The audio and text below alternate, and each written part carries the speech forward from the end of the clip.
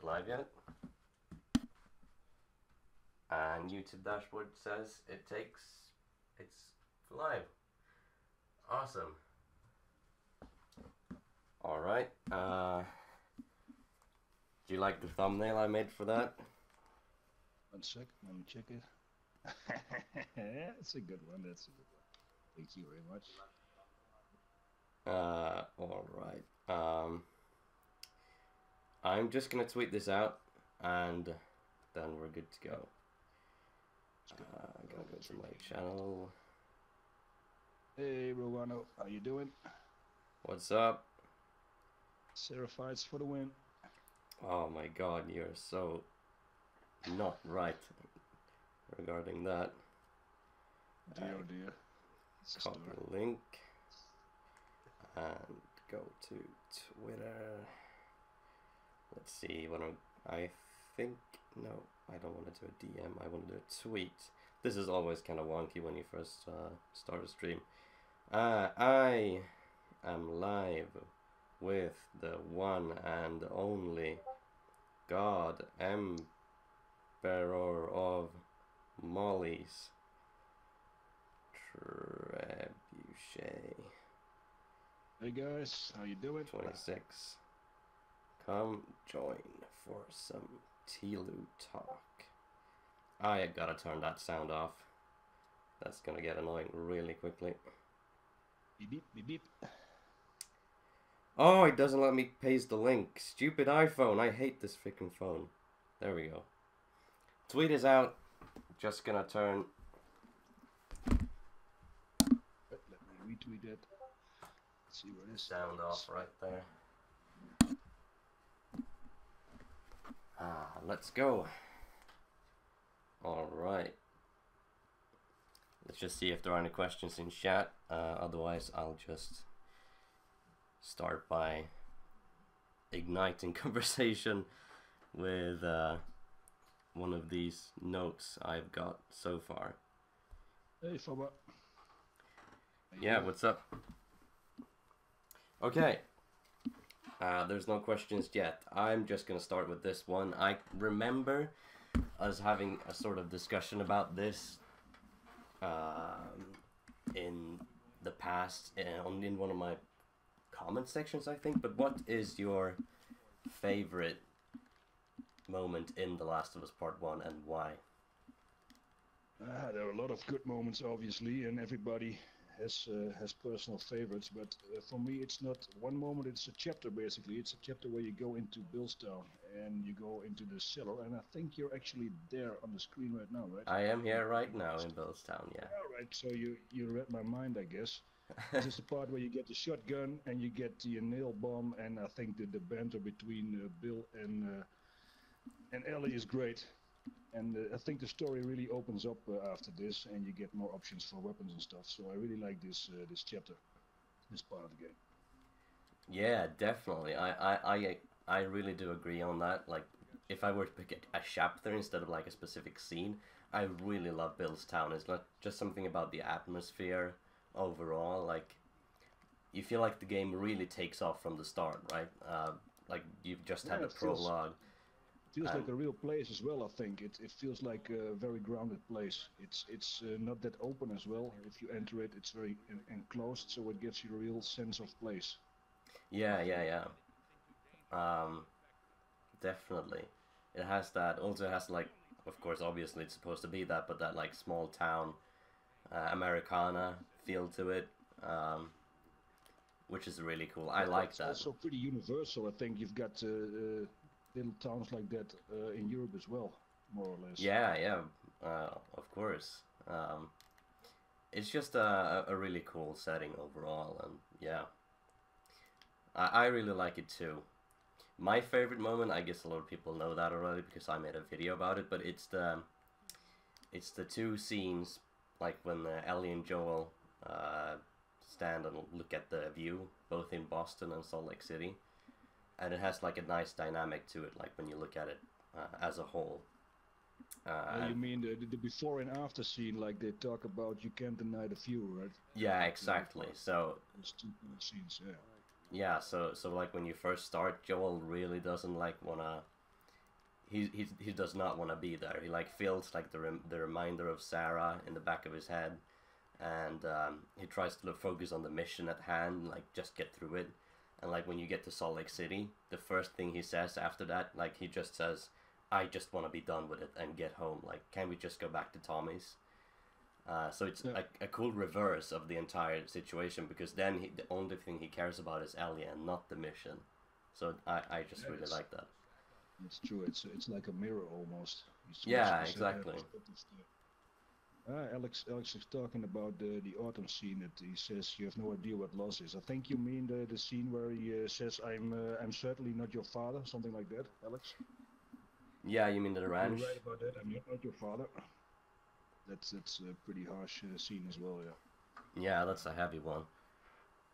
I think a lot of people were expecting him to go like that they would get closer after that moment, but I think most people were sitting with the controller like, no, don't say that. That's not right. Yeah, it kind of makes you hate Joel.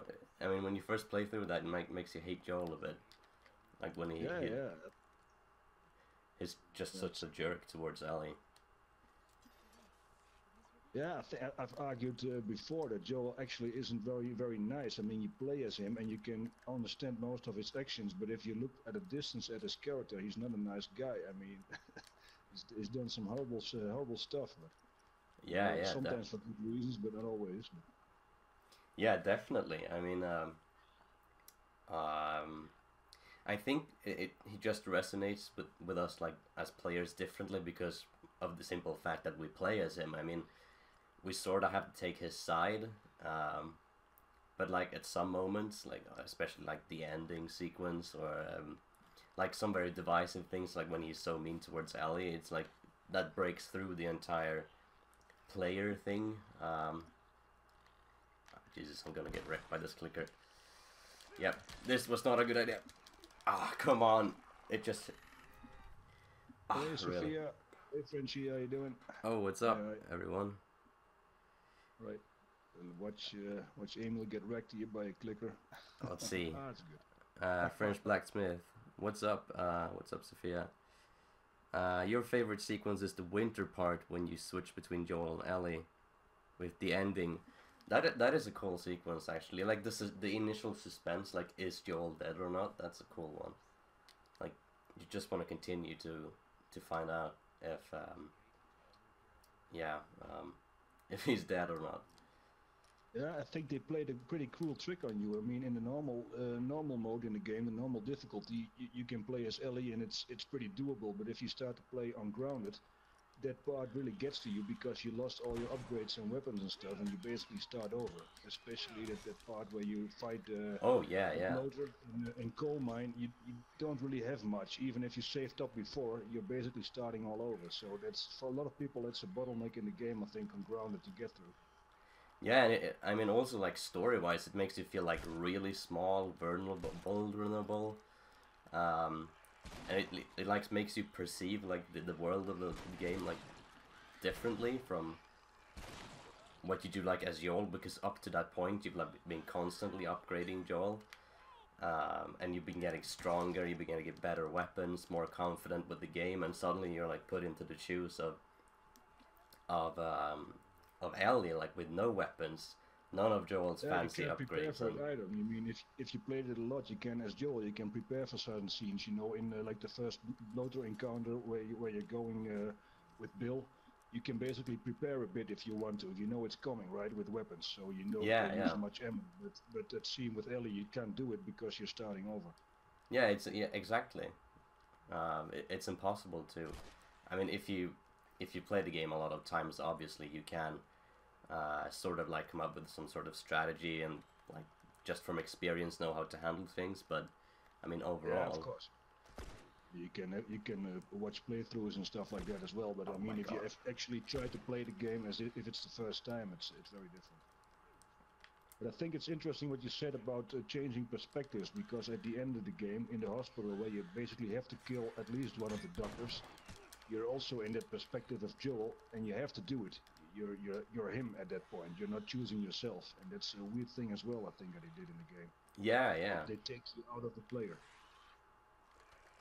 Well, for some games, like that's a big no-no because if for example you're playing an RPG, that's like a big thing that takes you out of the immersion. Like you see like the developers choosing for you. Oh my god, that was the stupidest thing I've done. I'm not focusing more on the discussion here. That's my excuse for being so terrible. No, but when we're playing, for example, like a game focused on total freedom, like Fallout or something, a lot of criticism that Fallout 4 got was because like Bethesda decided a lot of the things your character would do, and I mean that's a big no-no if you want to play as yourself. Even deciding to give the character a voice, right, is for some players is already a turn off. Yeah, exactly. exactly. Yourself basically, and all of a sudden you hear a different voice that you're not, you don't want it to be there sometimes. Yeah, but that's a completely different thing when it comes to The Last of Us, because Joel is like this established personality, and it's not necessarily taking control out of the player's hands. It's more like Joel acting on himself. You're him, and you're maybe disappointed about him because he's acting in ways you didn't expect him to or didn't want him to, but you're actually confronted with the fact that you're playing as him and not as yourself. Yeah, totally. Yeah, and they're taking a risk with it as well, right? I think some people would be turned off by it, that you have to kill the doctor, for instance, or you have to kill those people where you interrogate when you try to find Ellie. Those are moments that you have to be brutal with Joel, or it just happens in a cutscene. You have no control over that.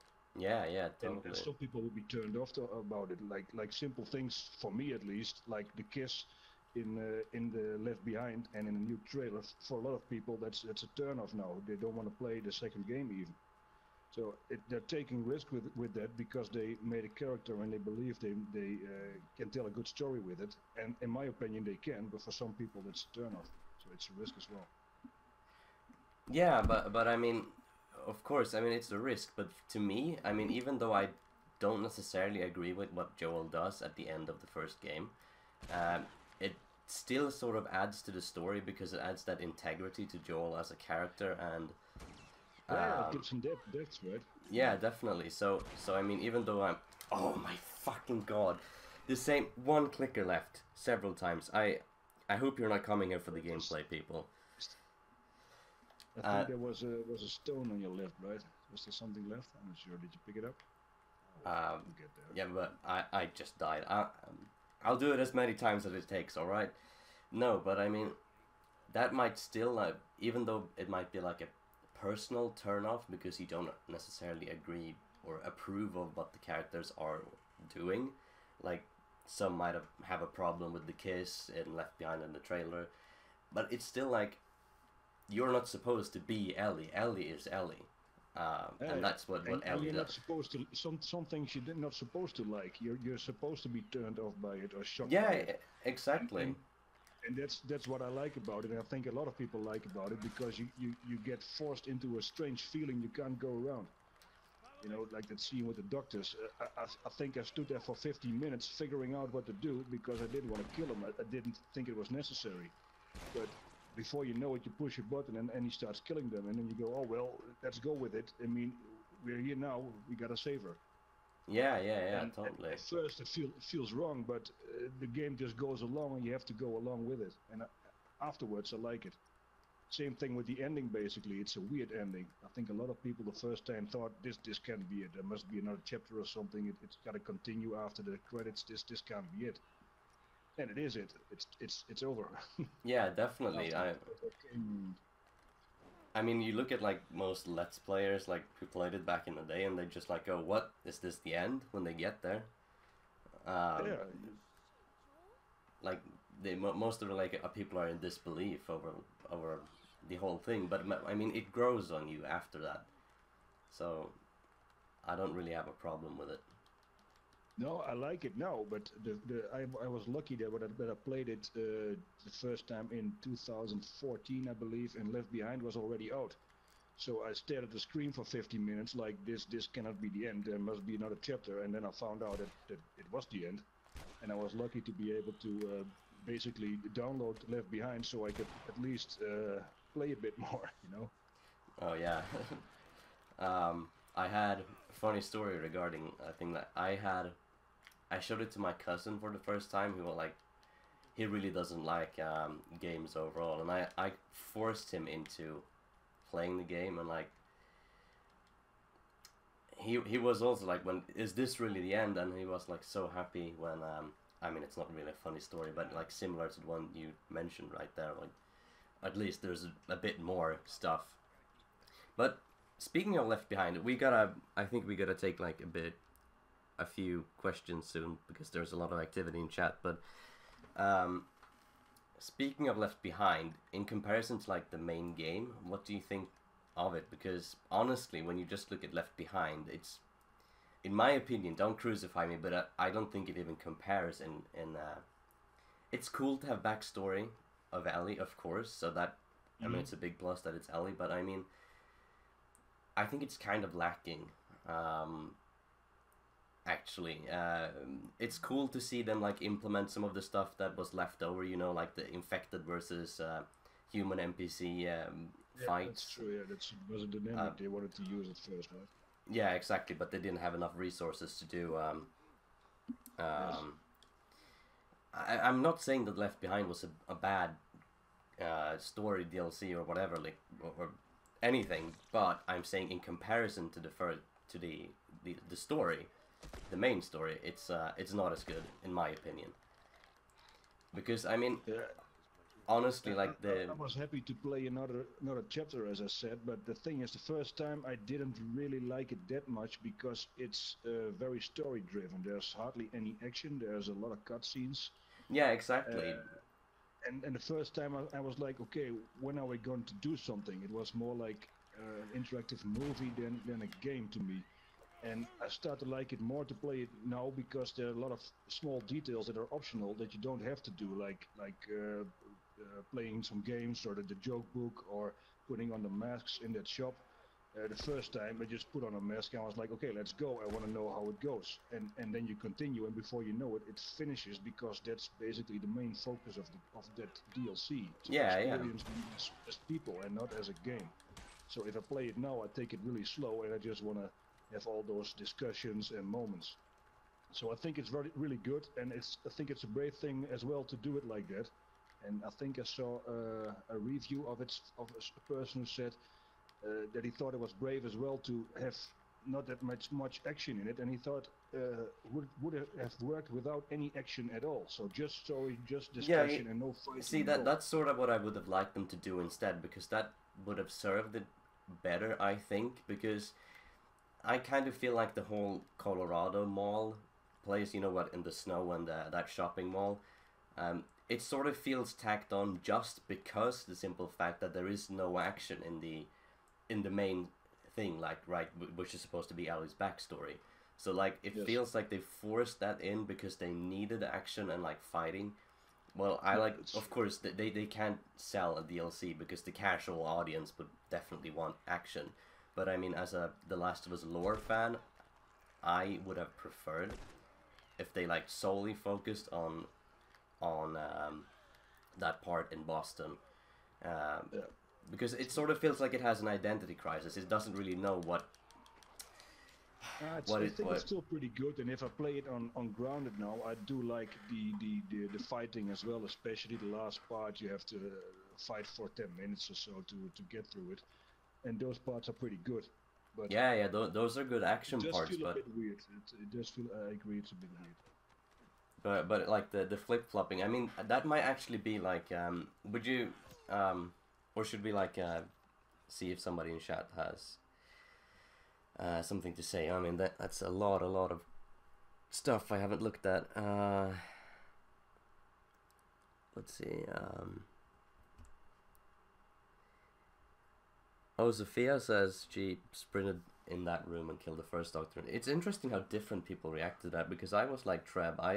I really wanted to try to do it non-violently, because it's a doctor, right? I mean, the Fireflies themselves, like the militia, like they might have done some like stupid shit, like bomb quarantine zones and like kill civilians in cold blood, just to fight Fedra, and that I can get more behind, but like killing doctors, I mean, they're not. If they had a weapon or something, if they attack you, then it's different. I think he might have had a knife or something. I'm not don't know the detail exactly, but he wasn't actually going to stop you if you would take her.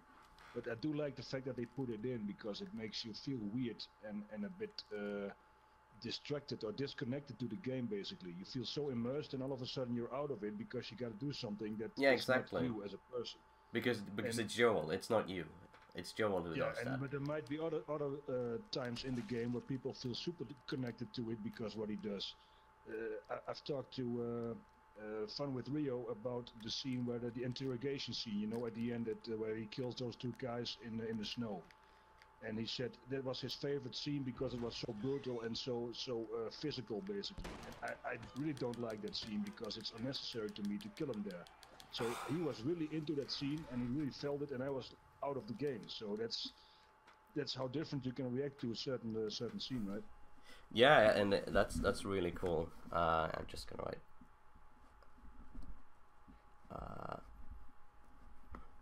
All right, that's an interesting question. Comi asks a French blacksmith. How many times have you played the game?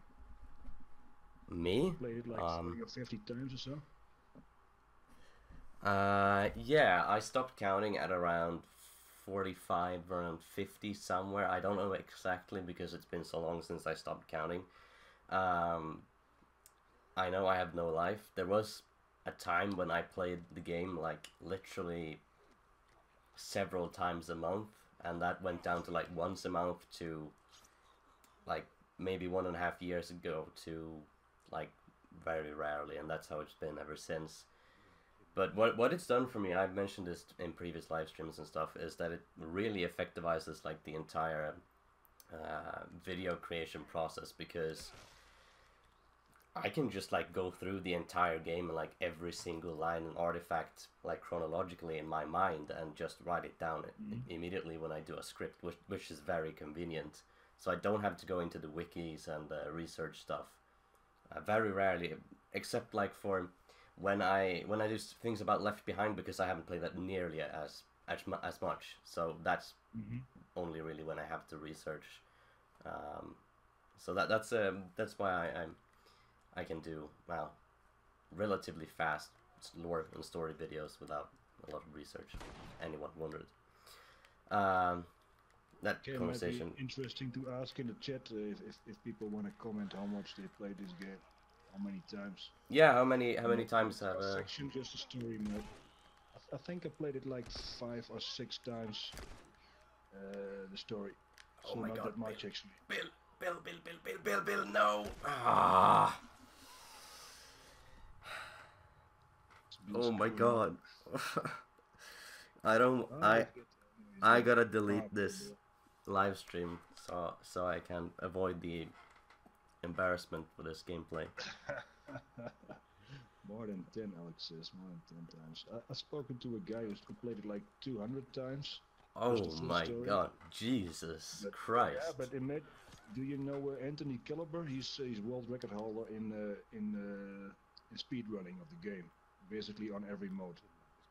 He plays it, I think, for 5 years now. Almost every day he streams, like 4 or 5 times a week, and he streams like I think 6 hours or so, and he does the game in under 3 hours.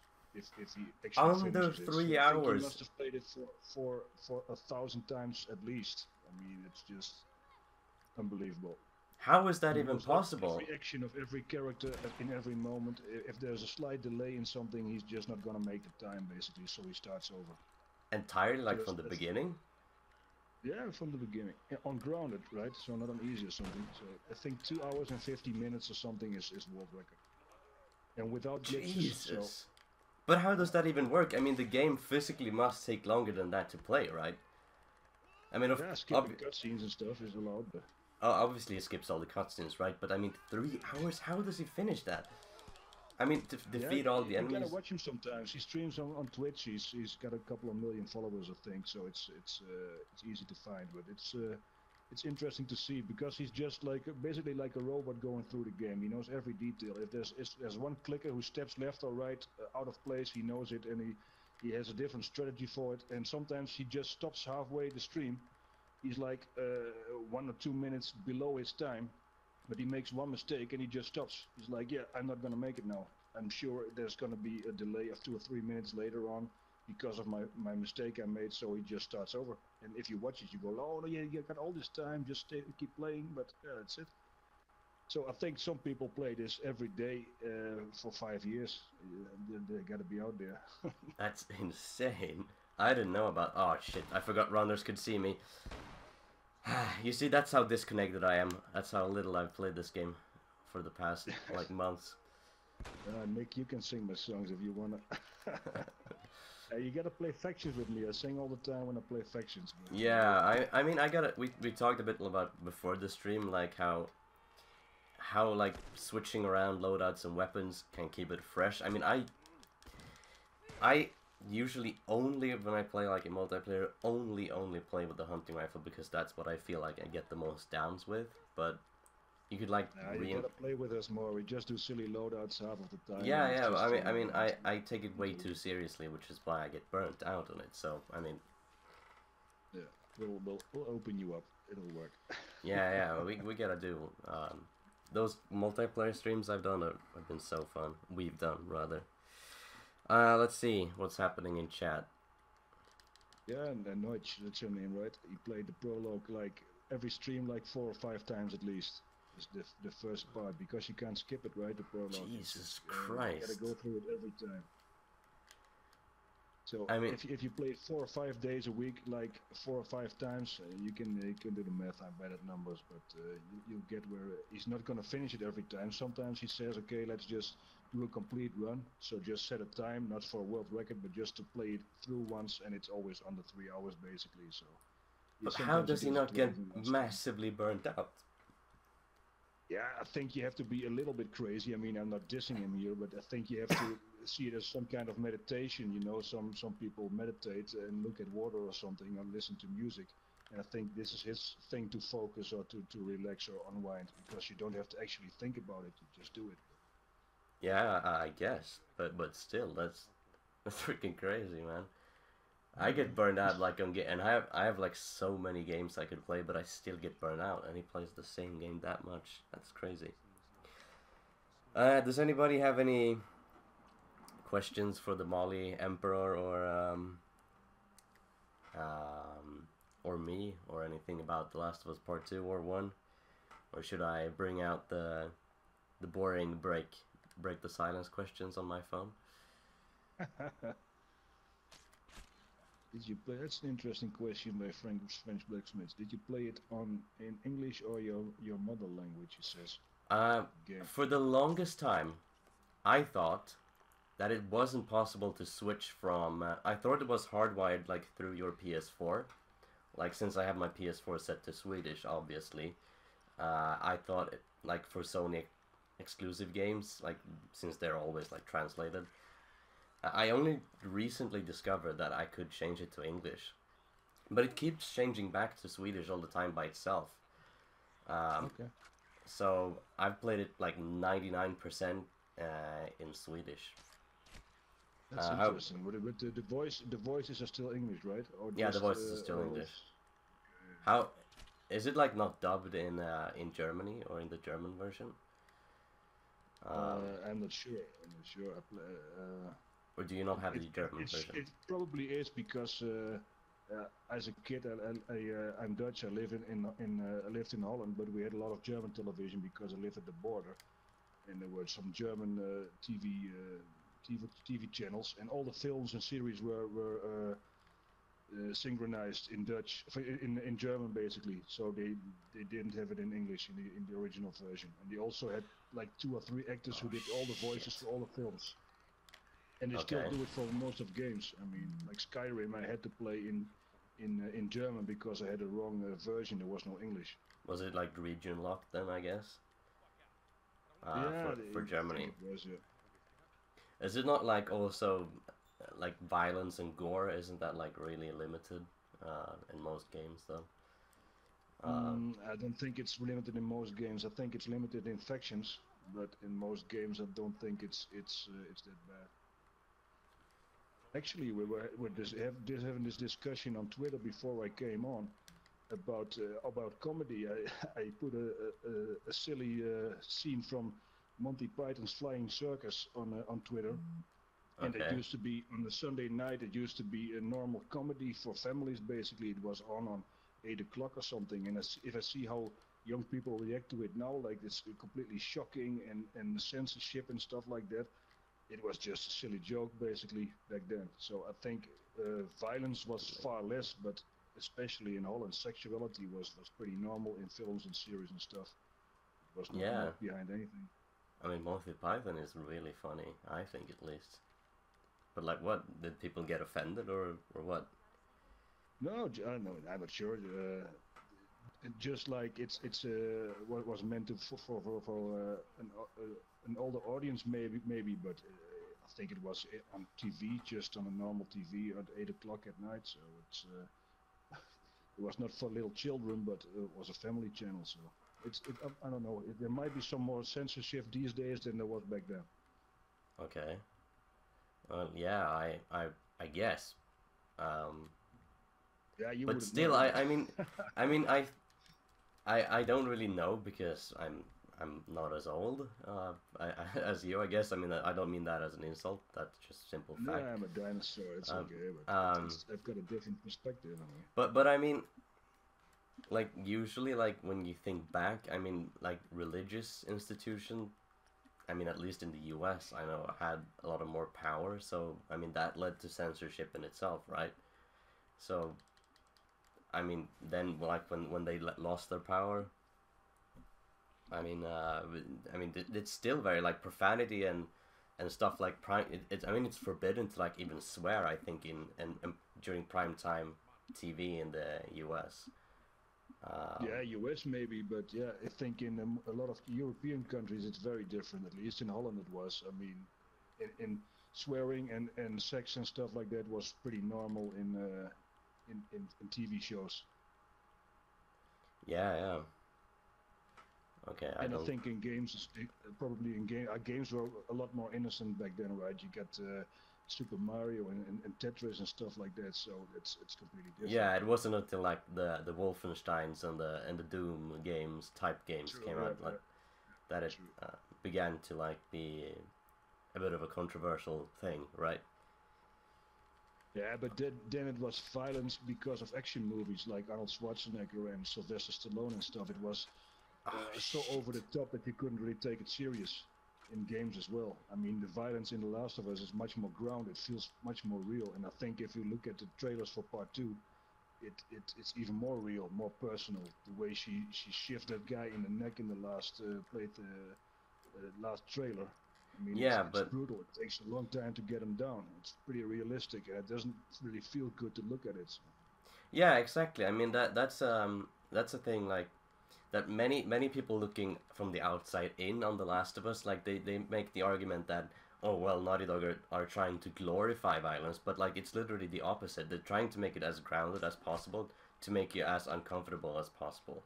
It's Yeah, make it, especially in the new one, I think it's not glorified, and I can see that if you just look at the trailers real quickly, that you think it's like some kind of violence porn you're looking at. Like look at all this gore and all this blood and stuff. And some yeah. people might see it like that, but I think if you actually play it and you go through the characters, that you actually feel what you're doing. It's not that fun to do it. I Yeah, think of it's course. different in factions though. I think a lot of people enjoy the special executions and stuff like that, and Yeah, it's there's an almost funny argument how to be brutal made it there. is. Yeah, I mean for factions, it's totally a different thing because like as you said, it looks cool like to do like the revolver thing where you like do the like I mean cool animation like and spin the Russian roulette stuff type thing. That was weird, but and like kill someone. That's more like that's more to look cool, but like in single player, it's like just to it's supposed to like make you cringe like for what you've Yeah, done. yeah. But Um, there is a weird difference between the story and the factions. So I think people saying that it glorifies violence do have a valid point if it comes to factions.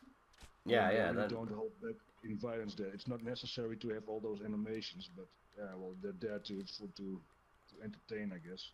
I mean, I wouldn't necessarily agree, like, but it's at least a valid point when it comes to factions. Yeah.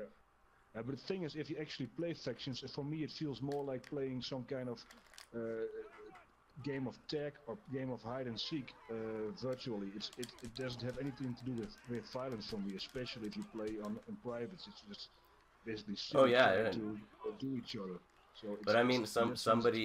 somebody who's looking in, like from the outside, would say, well, oh, but then obviously you're just desensitized because this is very grotesquely violent, and you should Yeah, not be enjoying it that lightly. Like, that's yeah, it's true. But the violence doesn't play any part for me, and it's not the no, attraction not for the not game not for me for me. either. So I mean, it's a because like somebody who's not like used to that kind of stuff, how would you like understand that? Because it's just like a simple game. Like the animations doesn't necessarily, like the brutal stuff doesn't really mean um, what they what like visually what they mean. I mean, it's just Yeah, it's true, it's true. But that is a form of desensitization, I guess. I think there is a valid point there. Like what you're doing now, you're squashing this guy's head on a tree. I mean, yeah, we're it's just also casually funny. talking and Yeah, it's also funny, but it is a desensitization. I think if you would have done that 40 years ago, people would have stared at the screen like, "What the fuck happened there?" You mean there we go again, squash like a melon. yeah, I mean, yeah. it's funny, But but I it's mean, also very very brutal. it can be done like I mean, I wouldn't say like Saving Private Ryan, for example, is glorifying violence. I mean, that just is meant to show you like the horrors of war. Like this is Hmm. what it was really like. I mean, most movies and games they show a little blood spattered, but like that's literally like they show soldiers with their guts out and like well getting limbs blown off, and it's not really made to like to sell war as a cool thing to kids or anything. It's just made to like show you this is the shit people have done to each other in history, Yeah, it's and true. like It's supposed to shock a bit. But I think it's interesting if I go back in the chat a bit. Sophia mentions this that she says that if I play it more, I got detached from it. Sophia, did you mean you got detached from the story or from the violence, or just you got used to the story? oh, there's so much activity. I wanna be able to answer to yeah. Where did she say that? Just let's. I'll check Let it. me. She says if we, a bit back. There was a time where I played a lot of the main story and decided to stop because I could feel myself getting detached from it. Yeah, as Trev said, do you mean like do you mean like from the characters? It's just like some bland thing you're playing just for the action, or do you mean like the violence specifically? All of it, she says. Oh, the story, Yeah, because I can definitely feel that, like the story. I mean, when I played through it so many times, like I mean, all these like very cool scenes and those things, like when you when you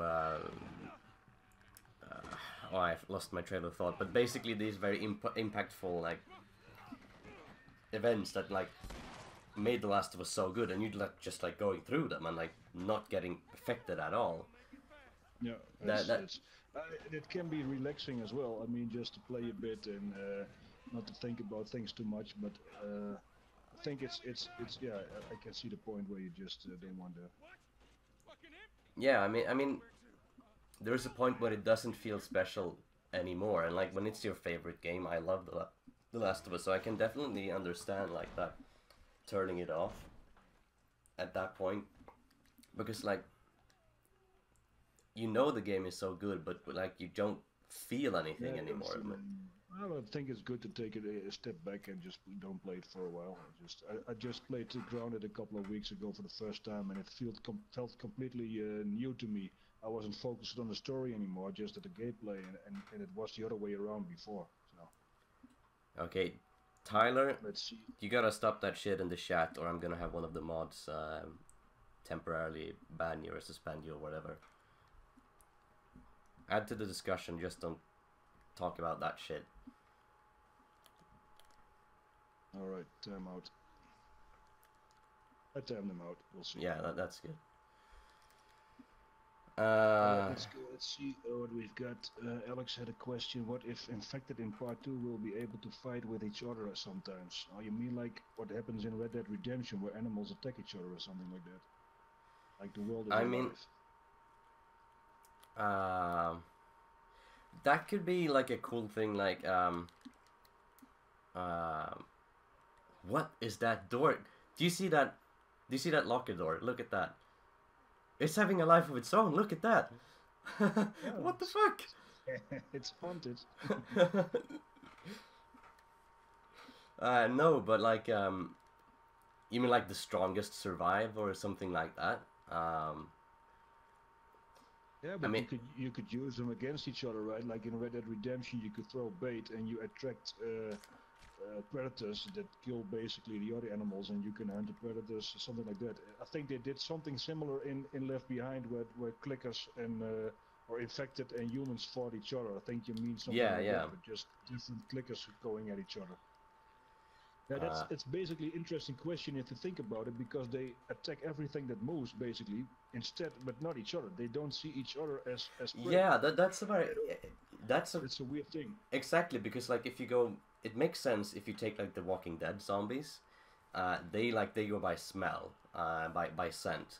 But The Last of Us, it's only implied, like especially with the clickers, they don't see at all, and I wouldn't, since like their nose completely goes away when the fungus grows out of their face. How would they smell? Like, they only do it through echolocation, so can they hear a runner? They have to distinct between sounds of humans and maybe animals. I don't know if they would go for it, and other infected, basically. I think maybe we're overthinking it, but it's a valid point, right? They're not going after each other. I'm sorry, but this locker is just too funny. What the fuck? I've never seen this before. Yeah, locker exposed. Oh my god. Yeah. I'm gonna make it slam against the Joel's head. There we go. No, okay. No, but yeah, actually, from a lore, now that you say it, like when you first said it, I thought like that sounds stupid. I'm not gonna like that because I don't like when they do stupid things with the infected lore. But that's actually a plot hole that I could see them utilizing. Oh shit! Now I'm screwed. I don't have any ammo. I gotta time this. I mean, I think I had a discussion with Alex before that he said he thought that bloaters could see, and they're meant to be an evolution of clickers, so they shouldn't be able to see. I don't think they see it. I think they just react very strongly to movement. But if they do, then you could actually entice a bloater to attack others. He just randomly throws spores around and attacks other infected, so it could work. I mean, they could have some like really sensitive echolocation, which makes it impossible for you to hide. But if you're in the next part, this guy is gonna attack you immediately. But if you're at the end of the game, just before the hospital, they don't react to you. You can sneak by them. They don't see you. Oh yeah, that's a good point. Yeah, exactly. So I think they only react when there's a loud noise, and after this part, you're going to enter the gym with a loud noise. I was about to like hit him with a. Sorry, I broke that up, but I was about to hit him with the brick and kill him with it. You can, so. Shit. Well, yeah, this is not important. This is not important. Yeah. Yeah, evolving does take a lot of time, I think. Yeah, it's true. Yeah, I mean, I don't accept I think like the plot holes basically. I guess they evolved in a very short time. But...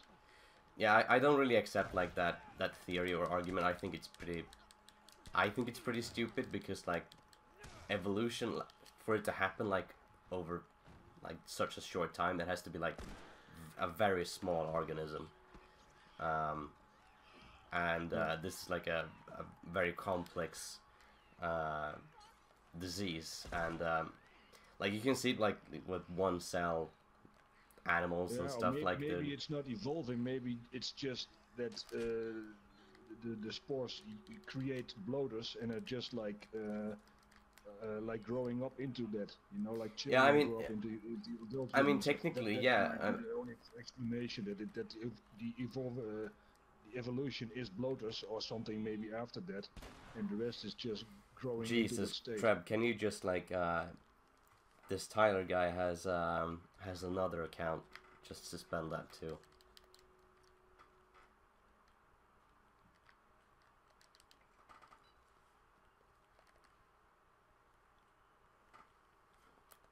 Yeah, good. Okay, where are we? Alright, well, he's got his fun. He might return with something else, I guess. Yeah, that's... I mean, not that I'm against, like, freedom of expression or anything, but that's just not adding anything to the conversation. I don't think we need that. No, that's fine. Just ignore it. Just go on. I'm just gonna switch to... Let's see, did I miss something in the chat?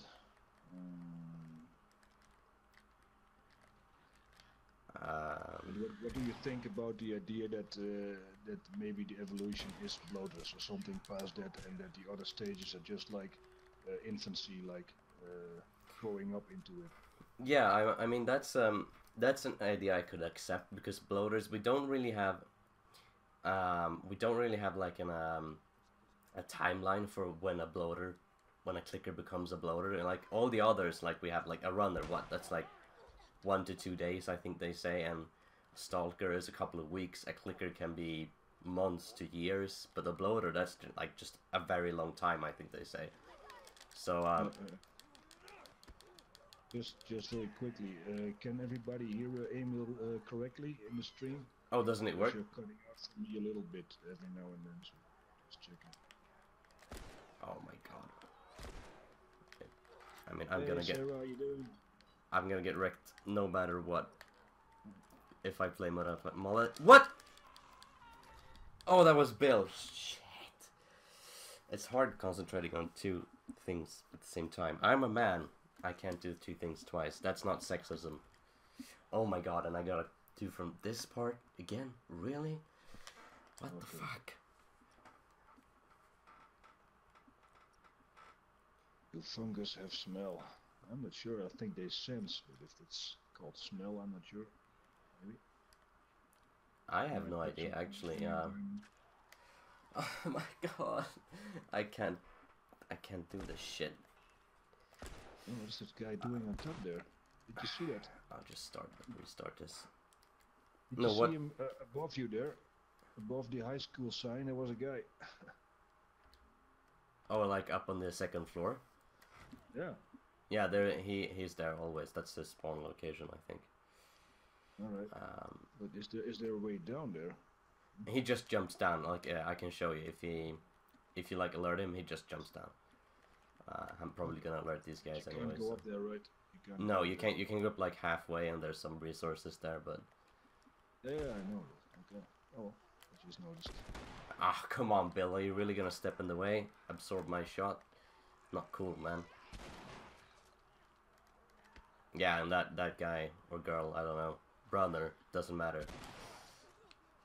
Just jump down. I gotta save this for the clicker. In 15 years, says Alex. I wanna die. No, but Joel certainly seems... I'm doing a very bad job. Trust me, I finished Grounded multiple times. I'm just not very focused right now. Yeah, I'm just distracting him. I'm making him play bad. It's me. Nah, it's cool. I'll just not focus. Who cares if I die? It doesn't matter. We should, what were we talking about? Alex says bloaters are grown into bloaters basically in 15 years time. So that basically says what I said, that it's an adult clicker basically. Yeah. I mean, I'm not even sure if there's lore on that. If they thought it like about it like that, if they just simply wanted some different infected. No, but I mean technically, that could actually be something. As I've said like earlier, I've said like what I'm inclined to accept like regarding the new infected things is like maybe another type of bloater, So I mean, if like the bloater takes 15 years, I don't know because I've not heard that anywhere. But let's say it does. Who's to say like there's not another evolution or like a bigger bloater or something after? Yeah, true. That's what I mean. There might be something after that, obviously. But, Yeah, after like 25 years or 20 years or something. Godzilla bloater, something like that. Yeah, exactly. Oh, Lara Croft, what's up? I think I'm saving. Okay, come out here, and I'll take you guys outside. Anyone got any? Oh, Nick is talking about something. Let's use carbon monoxide as an example. You could use that to kill infected just as you could with a human. Yeah. That's a good point. Yeah, I mean, think there might be some more creative ways to kill people or even infected in the next game. Nick, you mentioned what's it called? A game in Discord that they're gonna get next week. For next week in PlayStation Plus. Oh, you mean like Hitman? Hitman, yeah. I mean, he's pretty creative, killing people with all Oh, kinds yeah, of stuff in the environment. Maybe we get more stuff in the environment to use to kill him. Yeah, maybe there's like canisters of stuff or something you could shoot and then like explode and release gas or something. Okay, let's see. What if in part 2 we'll kill an infected who bit a hunter? Some cunt. Are you fucking... Is this the same guy? Just ignore it. Just go on. Just go on. It's yeah.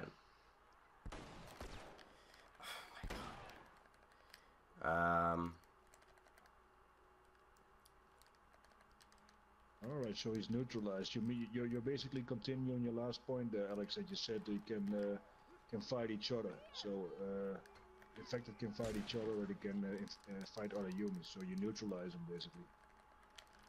Well, what you mean, like in part 2? Yeah. So you have different ways of dealing with them without actually killing them. Well, yeah, that I mean, the more like variety and replayability there is, I think is the better. I mean, I really like the Isolated. I mean, I did express my discontent with Left Behind, like its jumpiness, but as you said, like there's some cool stuff with the action scenes in there. And especially that thing when you get them to fight each other, like when you lead them into each other. So if that's expanded upon, which it most certainly will be, that's maybe gonna be there's really some kind of pacifist playthrough or something where you don't have to kill a lot of people. Yeah, that could be actually, if you could do like it entirely peacefully, that would be cool. Yeah. I mean, it depends on the story. Obviously, it probably is not gonna happen, but maybe some sections you can choose to be a good guy or bad guy. Yeah. Let's see. That's a good example, Sophia. But I think the first thing was a bit weird because it was a bit of a tutorial on how to shoot and pick up ammo, and it didn't have any effect after that. Just your own idea about it. But I think they might put more of those decisions in, some RPG elements. Yeah, but I still really wouldn't want. I mentioned this in my video, like choices in The Last of Us Part 2. I mean, as long as they're arbitrary in the sense of the story, I'm fine with it. Like how you tackle, let's say, a group of infected and humans, you can choose to pit them against each other, or you can like take them out sneakily. But like when it comes to story, I would not want you to make like big decisions. I want it to be like, even if I disapprove, like as we talked. That's true. I agree with you. You have to be able to feel uncomfortable with the game. It shouldn't be a full RPG, I guess. Exactly. I mean, Joel is still Joel. Ellie is still Ellie. What they do is like their personality, and we should not be able to alter it from our own opinions and perspectives and stuff. I agree. Yeah. I mean, there is still, like, in Left Behind, yeah, we do have things like we can ask about different things with Riley, but that's still very, like, arbitrary in terms of the story. I mean, it doesn't make a difference if you ask, like, about Anna, or if you ask about, why she was swearing at Ellie when she left. That's just very like low tier stuff, and I would be okay with that. But if they continue that, it's the same thing like in Uncharted. You get those same choices, but it's not like any deeper than that. I think if we extend this, Ravana said, wouldn't it be cool to play co-op? But I think that would really touch on the story as well, right? If you play co-op, that would affect the story immensely, I think. There should be some kind of multiplayer mode maybe where you can do a part of the story together. Yeah, a co-op mode I'm definitely not against, but a co-op version of the campaign, I don't think that would work, honestly. No, I think you get a different perspective. There's a lot of loneliness or survival in most parts of the game, and if you are there together with someone else, it completely changes the atmosphere, right? Yeah, definitely. I mean, how would you handle, for example, let's take The Last of Us Part 1 as an example. How would you handle the lakeside section, or like the Grand Hotel section? How would that work in... You could do what you're doing now. You could do the boss fights together, basically. More like in Dark Souls, you can invite other players for difficult sections of the game. They could open it up for difficult sections so you can do it together, but I think they're too short for it. You know, it's just a short boss fight.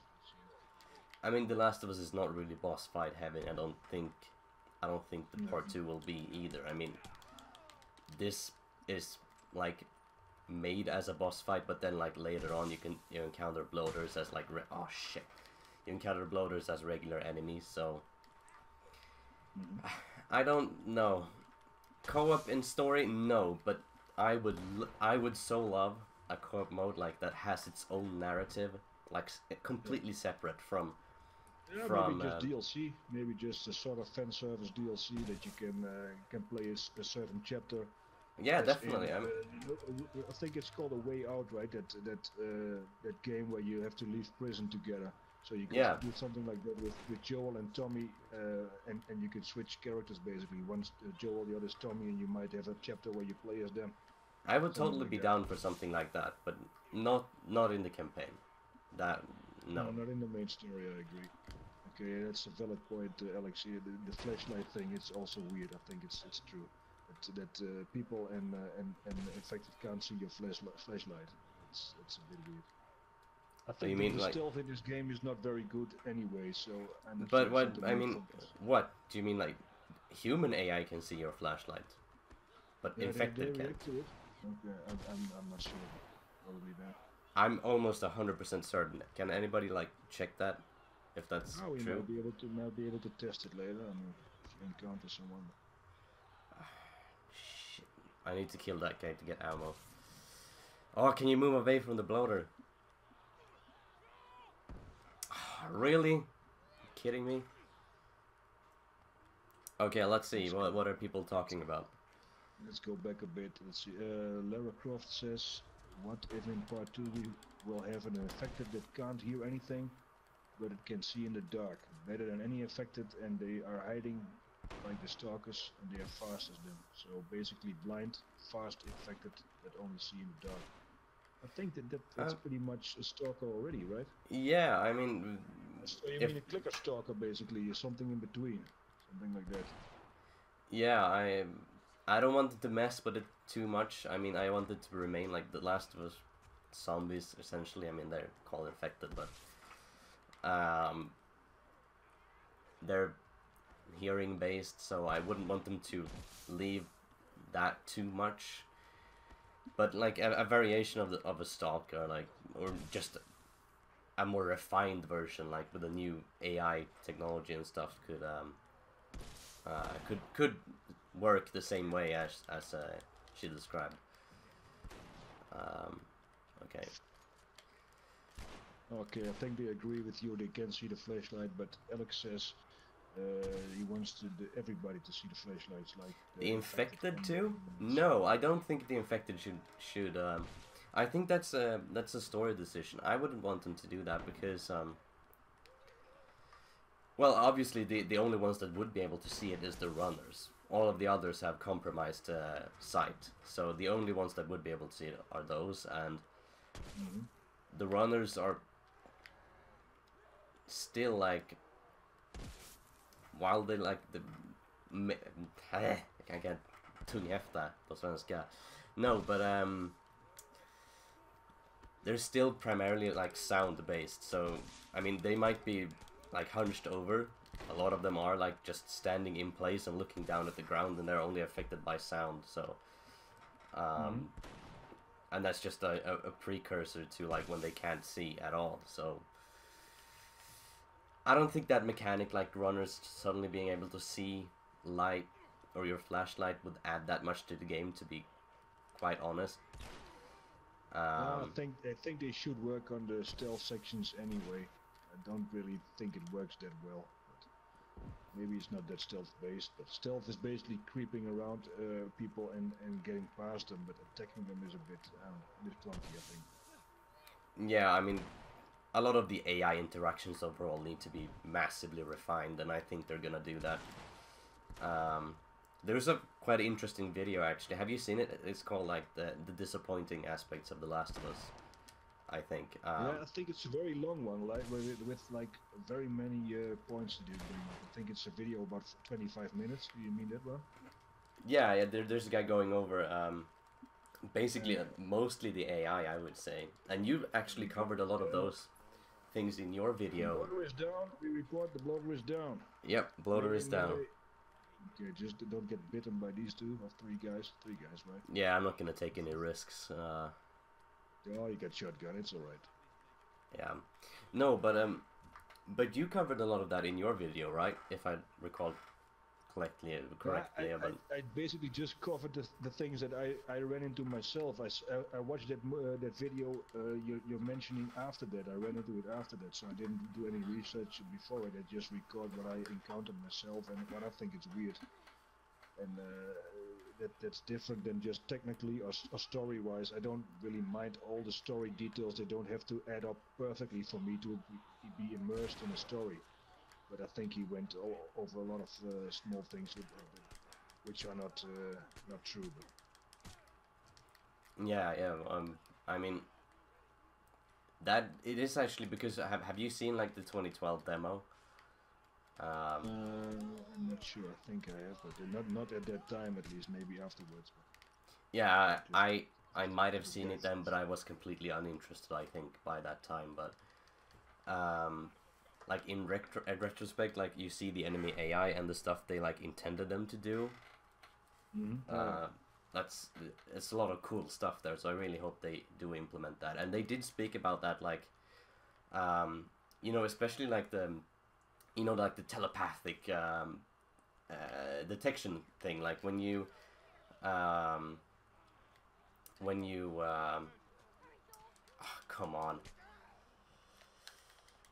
No, but when you like get seen by one enemy and there's like 100 other enemies in a very large area, suddenly all of them magically know where you are, and that's really annoying. They might change that. They might.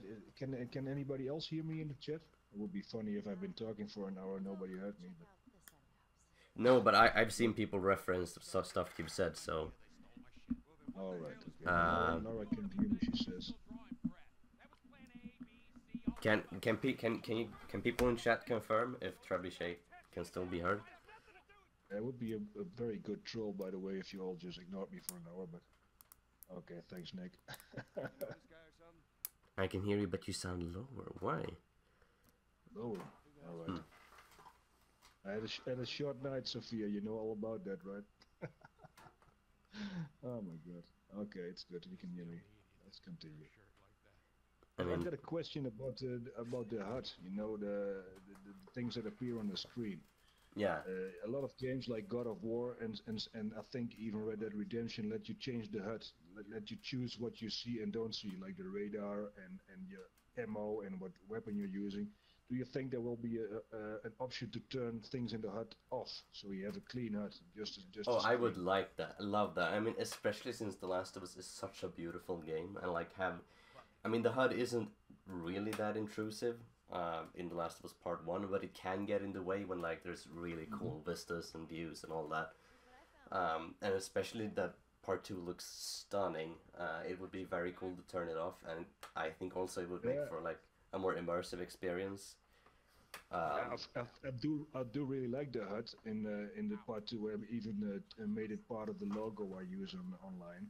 But it would be cool to be able to turn it off if you play on a higher difficulty or you play again oh yeah, yeah. through the story again. I think it's already like when you play grounded. I can check that like just in a minute, but I think the HUD automatically like turns off from now and then. Like, um, you don't have the constant like health indication. Yeah, you Um, can turn all that off. Yeah, but I mean the radar and which gun you're using, and you don't know how much ammo you have, stuff like that. I mean, yeah, yeah. completely clean. Maybe just a reticle for shooting, but something like that. Oh yeah, you can see that now. There is no like I can aim this. Normally you would have like your health and ammo and stuff on screen in the lower corners, but not on grounded. Okay. Okay. Uh,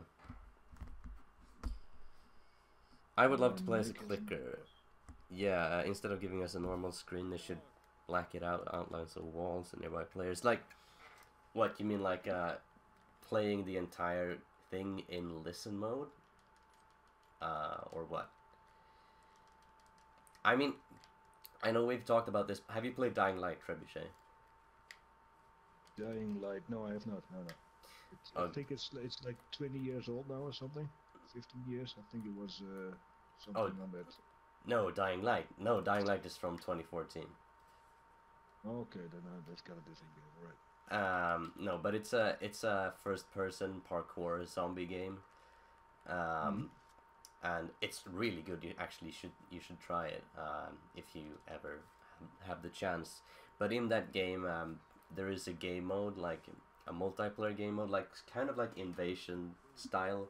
I think like Dark Souls has that when you can like get invaded by someone.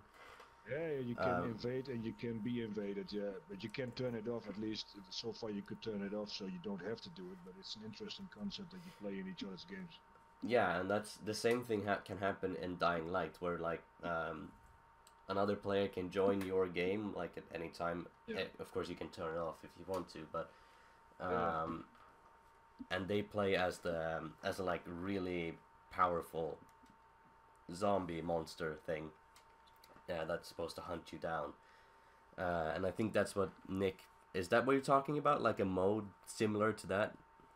I mean, if you play co-op like that, that could be interesting. You had the game before Dark Souls. It was called Demon Souls. I'm not sure if you know it, but you could play I've heard as of it, one yeah. of the boss fights. You could, as a player outside of the game, you could play as one of the boss fights. So you're the boss basically, and you're playing against the normal player. So every time the boss fight is not set, if you're playing against a good player, you have difficulties going forward in the game because he's going to kick your ass. If you play a bad player, it's easy boss fight. So I think it was an interesting concept. I mean, That sounds really fun, actually. And if there's no one around playing the boss, then the computer will do it for you. You have the normal boss fight, but it's an interesting concept. You could just sit around all day, play that boss for other people. I mean, it's I think it's funny. That sounds like a really cool thing, actually.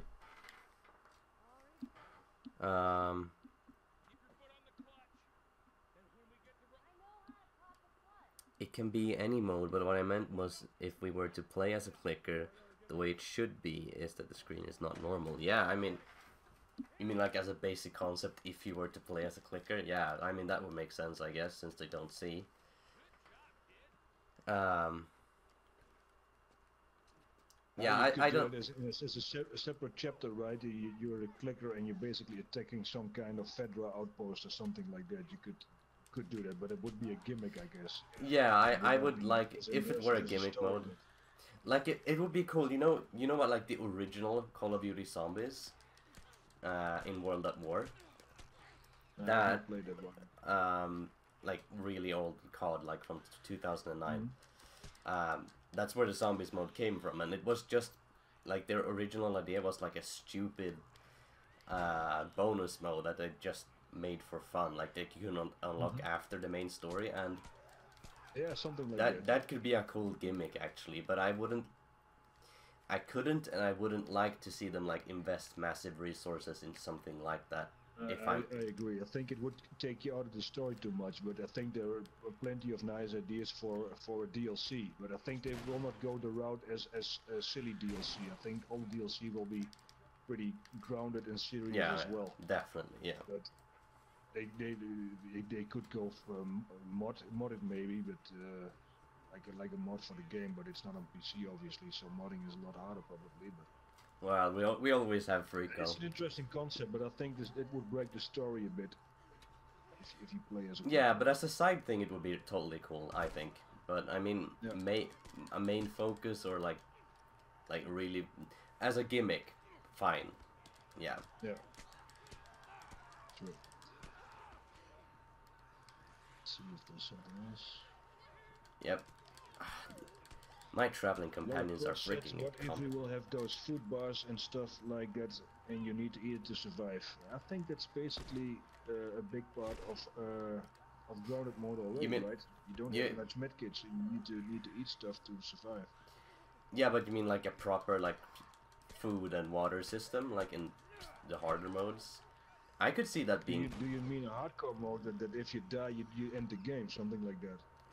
I mean, they could implement something like that, right? That you can't die or you have to restart the game, something like that. Oh yeah, I mean, with these elements of like maybe sleep doesn't work in a linear game, but like at least hydration and food maybe could work. Yeah, it could. I think it could work. And also, if you die of maybe just 1 or 2 deaths, or otherwise the game restarts, something like that. Oh yeah, I mean that would definitely be a challenge for. It would keep the game going for a long time because you could always like challenge yourself a bit further. Yeah, you could challenge yourself, but the thing is, it's probably not even too hard to implement as well. I mean, no, I mean basically just a permadeath mode. Yeah, permadeath.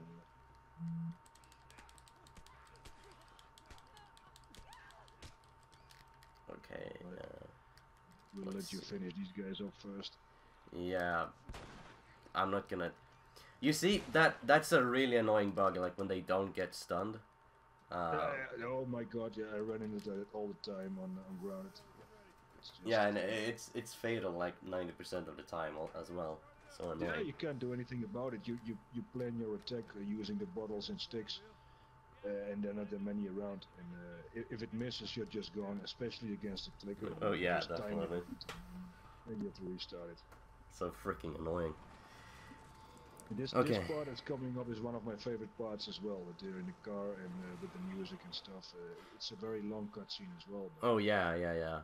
It was actually. Did you know? It's a big depart from the. Here's some kind of a split in the game for me. They leave this behind and then a new part starts. It's sort of like it's like the same thing with like when you get to Bill's Town, but this is like a step further because you leave that entire region behind and you go a lot far away. Yeah. It's an interesting point that Nick has. He's referring to the Resident Evil playthrough where you have 2 perspectives. That he said you could play the game, let's see, Ella's perspective and Joel's perspective, or maybe someone else. As much as I would like that, I don't think it might have crashed. Yeah. No. Wait. People in the chat, can you still see the stream, or is it? No, YouTube dashboard says it's fine. Okay, that's good. Can you still? Oh, shit! Oh fuck! I almost crushed my PS4. I don't have a good setup. It's just cables and shit all over my floor. I gotta fix this sometime. Okay, it's working fine, it says. Okay, then we'll just have a small break. Yeah. Yeah, but I think I have not played Resident Evil, but I saw some playthrough parts of it and a review, and it looks very interesting. But it's also, it seems to me, I have not played it correctly if I'm wrong. It seems to be less story focused and more about the horror element and the atmosphere and the puzzles. Yeah, exactly. So it looks like that to me. I'm not sure if that's true, but that's the impression I got. And I think The Last of Us is way more about story and characters like that, and the puzzles are basically complete jokes so far. Hopefully they fix that in part 2.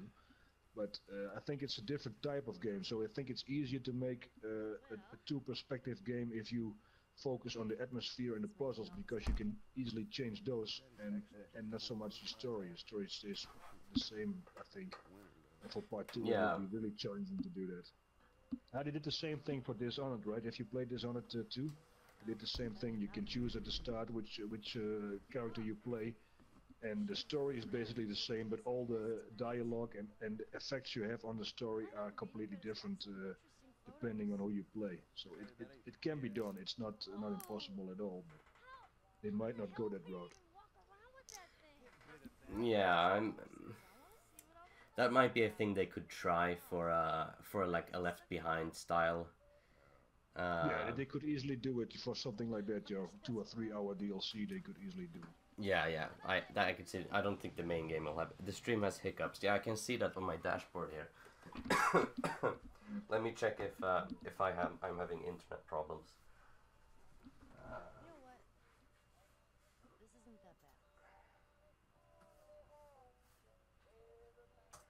Has anybody else in the chat played Resident Evil 2 yet?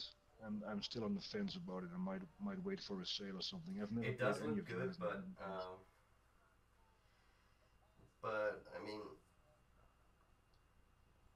I'm having what? Why is it fucking up? I'm having good internet speeds. Did you like the demo, Nick? Or?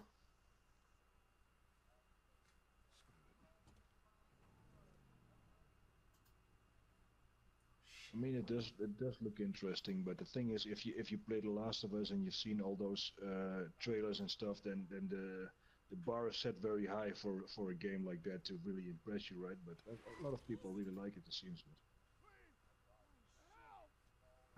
Yeah, that's the thing. It's the horror thing that's very important, I guess. I'm not a horror fan at all.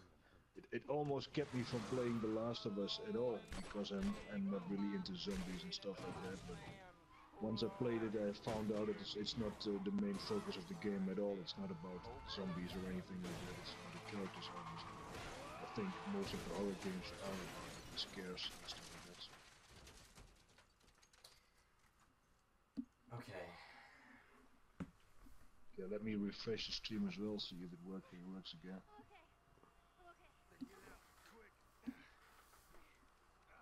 Yes. All right. Thanks. There we go again. Oh no, the batteries. That's gonna be annoying. Because when I like charge it, it makes a weird sound on the stream, which I can't get away from. All right. Oh, well, just charge it. It's no problem. I can do that. When it dies on me, I'll do that, but not now. This part that's next, where you go into the garage and you find these people who are basically butchered and eaten. That's a really cliche zombie thing in a movie or a game to do, right? But yeah. in this game. It's weird that they have so much of those cliche elements that still work somehow. Yeah, but I think we brought that up in like a previous stream, like when we talked about that. That The Last of Us like isolate. Remove the interesting factors like with Joel and Ellie, like remove their personalities, remove their character development and all that, and The Last of Us is pretty dull when you think about it. Yeah, because the story itself isn't very important at all. Yeah, it's full of cliches. Some twists and turns are interesting, but nothing major basically. Yeah, exactly. Let's see. I know there are sticks here. Great. Oh, there's one in front of the shop here to the right. If you jump in here, there's a stick, I think. There he is. Yeah. Are you serious? I freaking mashed the button and he still got me. Okay. Okay, Trailer Park has a question. What will be revealed in the next Part 2 trailer? Joel. All the infected factions too? Yeah. Hands down, Joel. Yeah, I don't think there's any question. We will see some affected, but I think it's Joel, yeah. Yeah, there's no question about it, for me at least. It's not confirmed or anything, but I just think it's a given. Yeah, I think they're building up to it with this poster on Outbreak Day, right? It's yeah. And the mention in the last trailer that he's in the game, and then the interviews afterwards that they said that he's actually there in some way. And there's still more to be revealed and all that stuff. Like, But what about factions? Do you think we will get some kind of a beta before the game comes out, or Yeah, I will they do go think the that. route? Or Did they you could play? go the route like Red Dead Redemption, right? Where the game's out and a couple of months later they come with factions. They might go with that as well. Oh, do you mean like a later launch for the factions? Yeah, Red Dead Redemption first launched a single player game, Did you see and that I dodge? think 6 weeks later or something they opened the beta, the online beta. It's not even official multiplayer yet. It's still in beta, I think. Yeah, So yeah. everybody was first playing the story, and then maybe got into Well, factions for online play. when I'm thinking about a beta, I think about. Did you play the Uncharted 4 beta, for example? No, Um, I've seen some gameplay of it. It was not for me, I think, but I've not played um, the beta. because they had a beta like 2 months before launch, I think. Yeah, it's that I've heard Um, that. It's true. so I'm thinking like um, that might happen again for The Last of Us Part 2. Since, well, the Uncharted 4 was the first time that Naughty Dog like did the multiplayer into a full-fledged like selling point. Even like all multiplayer always before that was like a gimmick that just was bonus. How did Yeah. that happen? What the fuck? People in chat. Seriously? Did you see that? No, but they made it into a full mode, like a proper thing, like not just this little bonus. So that required like more testing, more like serious stuff. So I'd suspect like they would like focus even more in The Last of Us Part 2, and thus like I think it's pretty much a given that we will get a beta before launch. Okay, well, if that's true, then we're probably very far away from launch still, because Yeah, but there's no because mention of anything about the factions. yeah, but the release date will not be. They said that the release date won't be. I mean, this is a pretty, uh, I mean, infected debate about the release date, right? But uh, they won't release. They won't reveal the release date until we're very close. They said as much because, well, they don't want to get into trouble because of delays or changes or anything. Yeah, that's true, So and I agree on that. It's a good tactic, I guess. um, But also we get Days Gone, I think in April. I'm not completely sure, yeah, but at least but anytime soon. just to circle back to And the I don't think they multiplayer. will mention anything about TLOU before Yeah, that. Maybe a trailer, but that's yeah. it. I think. No I release do date. think we will get, because you have to like take into account the last thing we saw of The Last of Us Part 2. Like for us, like more hardcore fans, of course, Outbreak Day was a thing, but you get to think like to the casual fans, they've not seen any The Last of Us since June last year. Yeah, it's true. So so I mean, we're going on like what is it now? 7 months since the last major The Last of Us thing. So I think Yeah, they it's won't go. completely off the radar for most people. I think only real people who are real fans and play this game still are looking out for stuff. I think the other gamers who might enjoy the game are not even looking for any The Last of Us at the moment. Yeah, exactly. So I mean, what I was trying to say was like when you were like starting to talk about that, but like as soon as factions is on the table, like when what the hell? But when that like comes into the picture, like when trailers start dropping for factions, or like they start talking about it, or betas and stuff, that's like, even if they haven't revealed the release date, that's a good indication that we're close. Yeah, And of I mean, course, yeah. the only thing we know that Factions 2 exists, and that it's called Factions, but that's the only thing we know about it, and that to me is a stark indicator that we aren't really close. Yeah, and I think the whole Days Gone thing is very important right now, because all the focus will be on that a couple of months from now. And I don't if they would announce a release date before that even, it would take away the focus of that game. I think we Yeah, might yeah. get I an mean, announcement after that. So it's not, maybe the launch isn't that far off, but I don't think we will get a launch date before the release of Days Gone. Probably No, even and like 4 or 6 weeks after that, so they can sell that game and the focus is on that game. And if the sales start dropping on that one, they might announce TLOU-2. yeah, but I mean, what? I was trying to say something. What the fuck? They said I lost. they start to drop factions beta, then it's a good indication that it's close. Oh yeah, of course. Yeah, marketing and stuff. Like as you said, I mean, there might not even be that much marketing. That's a good. I haven't really thought about that actually, because even if The Last of Us still launches like far behind Days Gone, even if they start talking about it before Days Gone, that might take away from it. That will take away from it. They will not do it. If they, I've studied marketing for 4 years and I'm not doing anything with it, but I do know it's about attention first. You want to grab the attention, and after that you want to have that people go into action, like buying the game or watching trailers. But if you catch the attention, you have to also have a follow-up. They have to do something with it. You know, it's not just about, oh, it's going to be. And that's what is happening now. People have some kind of a dissonance. They have the trailers, they have the information, and nothing happens. And that's an awful feeling. Yeah, You don't yeah. want it as a consumer. You want to have the information, and after that you want to have the option to do something with it. Even if it's just pre-ordering a game that's 2 years from now, you can at least do something with it and look forward to it. And they don't want to do that. They don't want to have the attention on part 2 when Days Gone's coming out. And I think even Dreams is coming out soon as well. So those are big projects, not small games at all.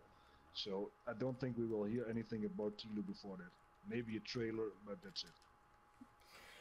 That's a, don't take it from me, people. Take it from Trebuchet, who studied marketing for 4 years. But that's actually, I didn't think about that, because I was dead set on like us hearing about The Last of Us like in the beginning of 2019. I mean, I stand fast by my like theory that we will see it like late 2019 or early 2020, but I still was pretty sure.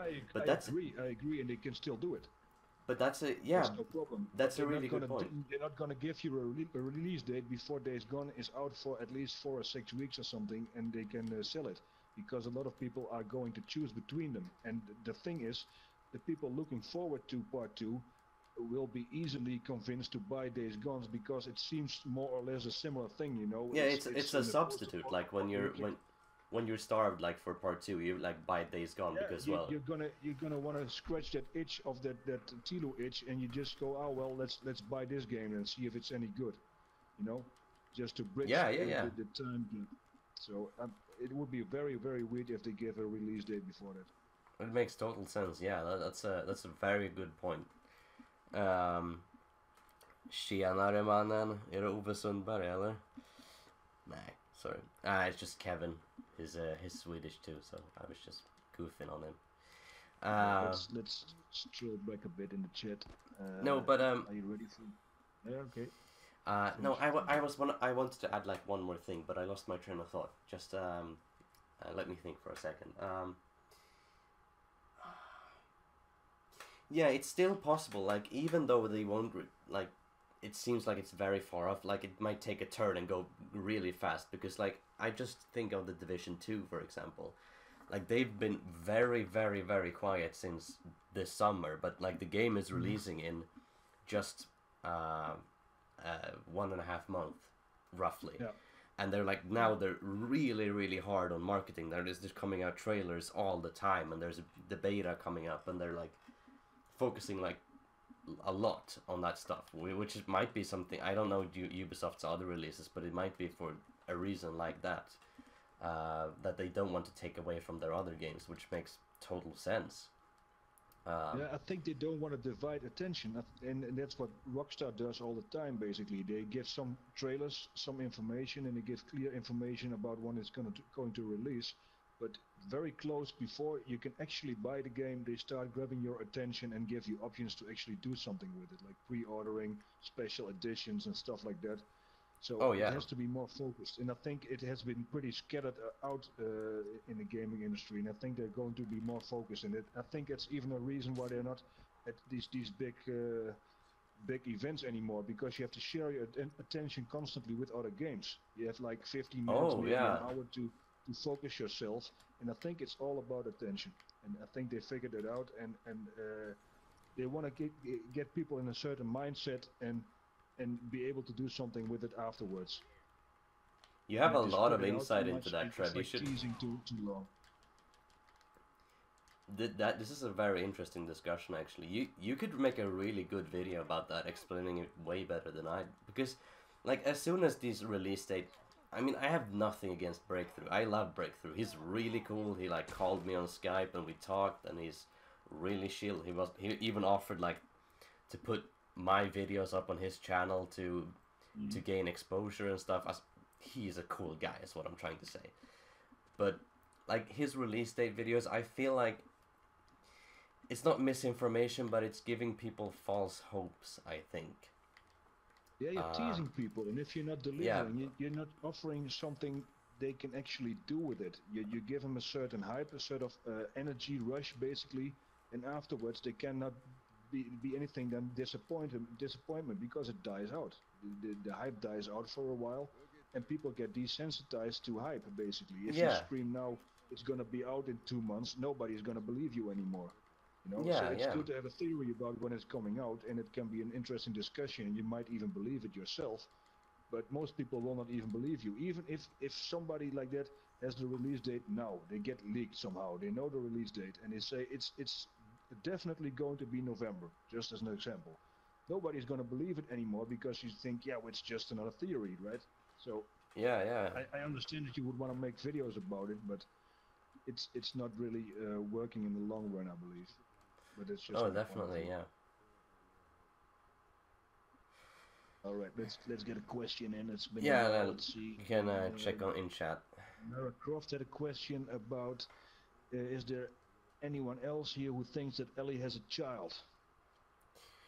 So she might be the pregnant one, basically.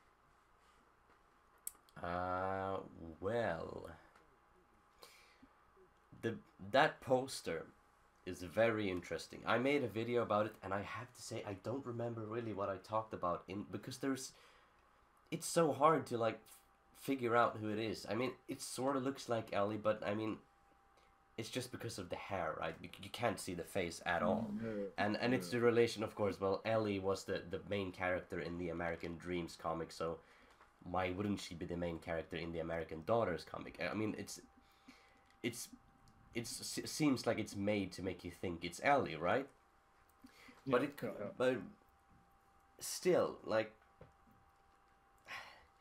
we know that someone will be pregnant, not only from that poster, but because they said that at the 2017 PSX panel too.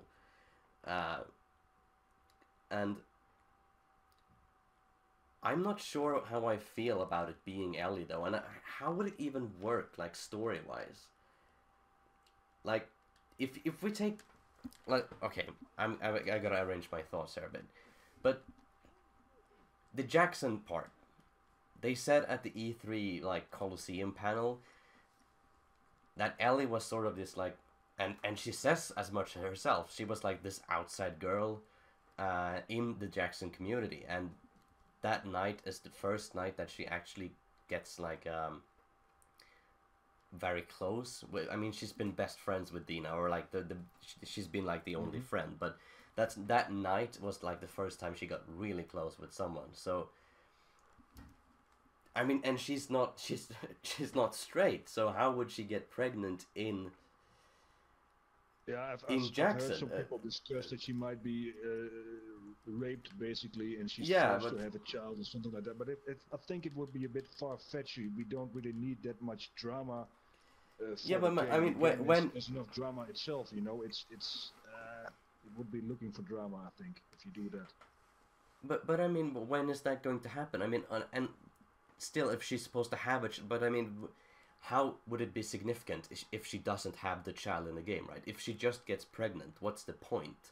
I mean, if you're gonna make a character pregnant, you want them to have the baby, right? And the child. And I think they mentioned that The Last of Us is very much about Joel and Ellie, and I think if you would give Ellie a child, it would take almost all the focus away from her. Or you have to do the same thing as with Sarah, basically. You have a drama at the start where she loses a child. You could do that.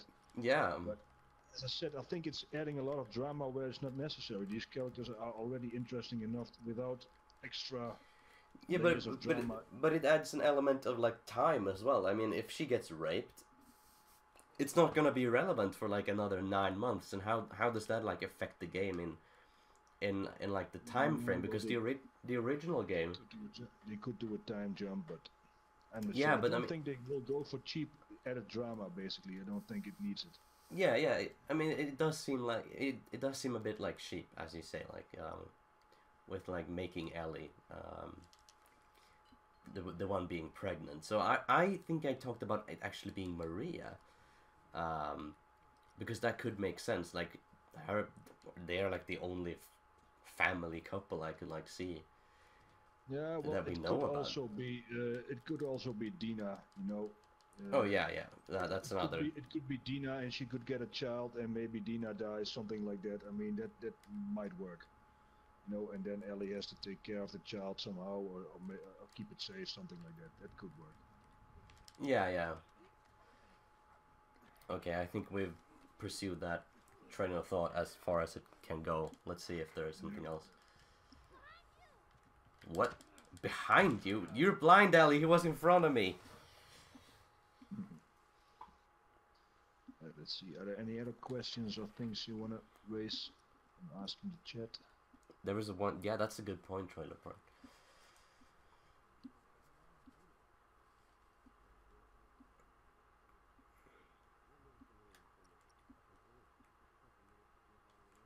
Yeah, so you said you think it's gonna be the end of 2019 or early 2020 for a release date, right? Yeah, I am, and that has a lot to do like with them not. Partly, number one is because, well, there has to be enough time to build up hype and interest, like with multiplayer betas, with trailers, and with like getting the name of the game out there to people. I mean, as you said, it's probably off most people's radar right now. People who are not hardcore fans. So yeah, and I think they might have one or two spikes in grabbing the attention again, like one or two trailers before that, and then they're actually going to deliver something like Factions beta, or actually an option to pre-order. Yeah, but I think I mean to be honest, I think it's gonna be a lot more. I mean, if we look back at I can't remember now, but I did like for a discussion in the Discord server a while back, which you should totally join, by the way. Everybody join the Discord server. But yeah, no, but what I did was I looked at all the trailers we had for The Last of Us and Uncharted 4, and it ended up being like in total from announcement to release, I think The Last of Us had somewhere like 12 to 13 demos and trailers, excluding like interviews, excluding TV spots. So like 12 or 13 separate trailers and demos. And Uncharted 4 had even more. It had like 15 to 16. And The Last of Us has only had 3 so far. But of course, but I think that it might tie in with what I said earlier, that they do things more focused now and not as spread out. They might go for just 1 or 2 extra trailers and then actually deliver. They might go a different route now, as a complete different strategy at all. I mean, the trailer distribution is very back heavy, right? So most of it is like all of the like more than half of the trailers for The Last of Us Part 1 is like in a couple of months before the release. But they announced it back in 2011. But most of the trailers were like spring and winter 2013. So I mean, I think we will see like a ramp up. Close to the game, you mean? Close to the game. Yeah, exactly. Yeah. So they might do more trailers, but maybe a trailer every 2 weeks or something, just to. That might work in the sense that you grab the attention and you keep the attention. But I don't think they will grab it again and let it slip too much. If they, I think it's going to be a much more compact, more follow-up. Well, yeah, after May, something like that, I think. Yeah, definitely. I just can't see the game releasing on Mother's Day. I mean, that's a cool theory and all, like lore-wise, but I don't see it happening.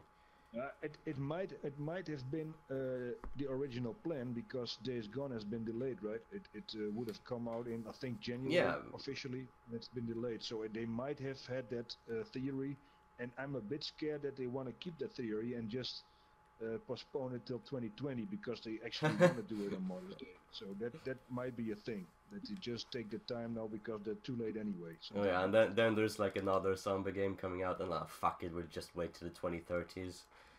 Yeah, it's not just a zombie game; it's their zombie game, from Sony's perspective, right? Yeah, I don't think they're too scared to compete with other zombie games. If like on the Xbox or something, there would be a game, I think they would gladly go up against it because the media. Well, yeah, they'll probably blow it out of the water. Yeah, exactly. I don't think they would mind, but it's their own game. As Sony, I mean, they invested a lot of money in a new title, and they're not gonna kill it themselves. That's another good point, actually. Trailer Park Mother's Day is on a Sunday, and I don't think... How many games release on Sundays? I mean, it's usually like... Yeah, but that doesn't matter. I think they just would do it 1 or 2 days before, just as a theme for Mother's Day. It's not Mother's Day. No. Yeah, all right. Fair enough. That's not a thing. No, I think that the other games were also around Father's Day and Valentine's Day, I think, and that's also on Sunday usually. But honestly, I don't think that really matters. I mean, I know people like to put that meaning on it, but no. The Last of Us was delayed. It wasn't originally intended to release when it did. So, well, I can say I know when Father's Day, but Left Behind, was that what was released on Father's Day? I can't remember. I don't know when it is. Left Behind was around Valentine's Day, I believe. Yeah, but I just think that's a coincidence. Really. That's just like... It might be. If it is, then the whole theory is out of the water and doesn't matter. Yeah, but what was it, The Last of Us that were released on Father's Day then? I think around that, but I'm not sure. I mean, I really have no idea. I'm not that interested in those theories. It's a nice thing to do, but I think you have to be simply logical as well to see if it would fit in a strategy to do it. But I mean, it instantly is disqualified because The Last of Us wasn't intended to release that on when it did. It did get delayed, not that much, but it did get delayed around the month, I think. So yeah, that's true. I think I saw a video last week, and I think I put it on Twitter as well, where somebody was discussing the release date as well. And he said basically every PlayStation exclusive so far has been delayed. Everyone. So even if we would get a release date now, it would not be unusual to delay it. Yeah, and I think they want to avoid it this time. Yeah, exactly, and that's just why they are not talking about it. Yeah, I think they want to avoid it this time, but it's a common thing, right? Yeah. To delay it anyway. And what do you think like about Sony's other like big games? What is it, like Death Stranding, Ghost of Tsushima? I probably butchered that. Ghost of Tsushima, yeah. That's a very interesting game as well, and I think that's going to have its own marketing thing as well, just completely away from everything else because it's very new and. But those like they wouldn't want them to like take, even if they aren't in the same genre. I mean, they're still Sony exclusives, and that's a genre in itself. Yeah. So true.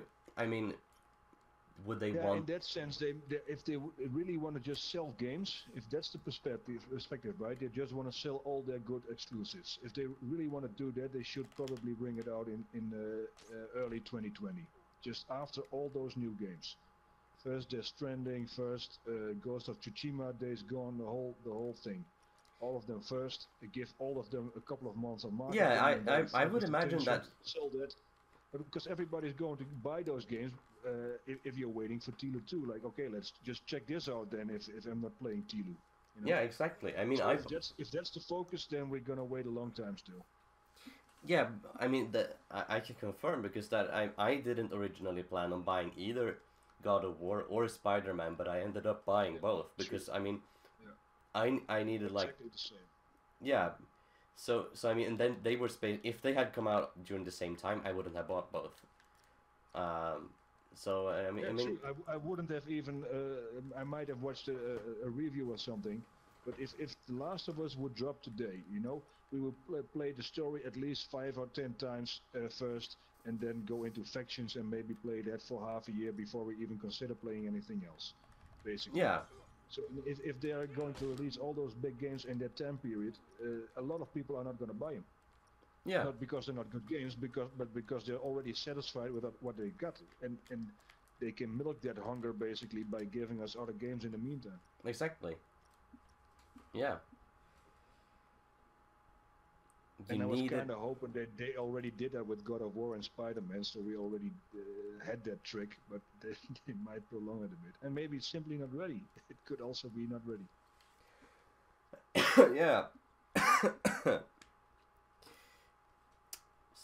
You need Alright, a let's fresh see. dose. Are there any other topics or questions? Otherwise, you might, I don't know, might want to wrap it up after this chapter. I'm not sure what your plans are. Yeah, we. Let's see how long. 1 hour and 45 minutes. Yeah, let's take like 1 or 2 more like questions or topics, and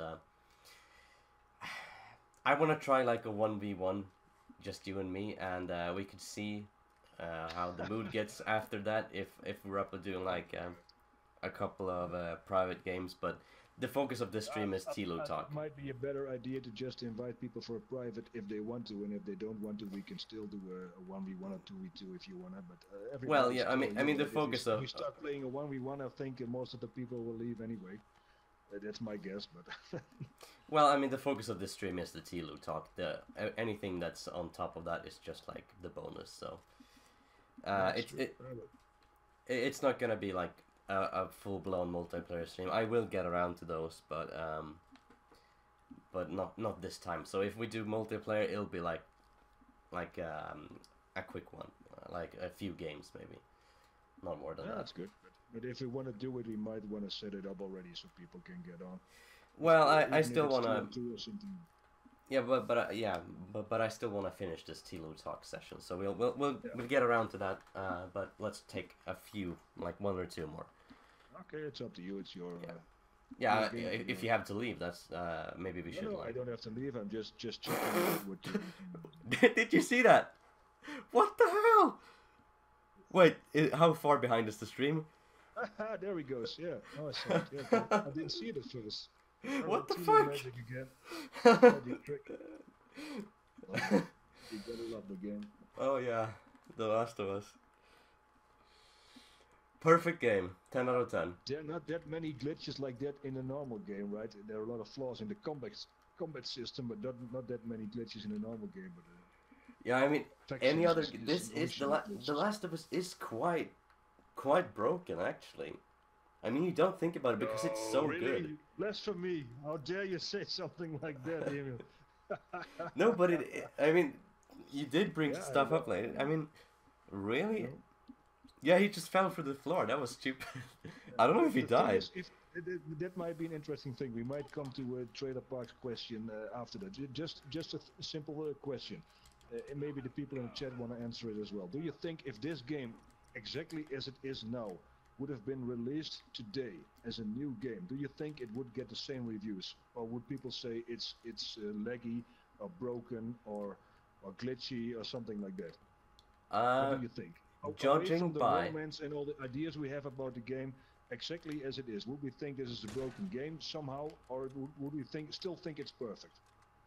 If we like take into account like all that's happened with past releases and like Fallout obviously, and now Anthem is getting blasted, like, you know, for not working at all, and yeah, exactly. That's my point. Yeah. So I mean, it's another climate. Like I think it's more unforgiving today, because if you look back at Bethesda, like their games have always been really broken, but people have been forgiving because they're really good, right? But now it's a different climate. There was still passion in it. You mean there was still a soul in it? That's what mattered. Yeah. But I mean, even the Last of Us, what makes us like being able to see past it, is that it is such a good game. I mean, it's very gripping, and it's easy to like divert attention away from like the terrible AI and the bugs, like people falling through the floor and all that. Yeah.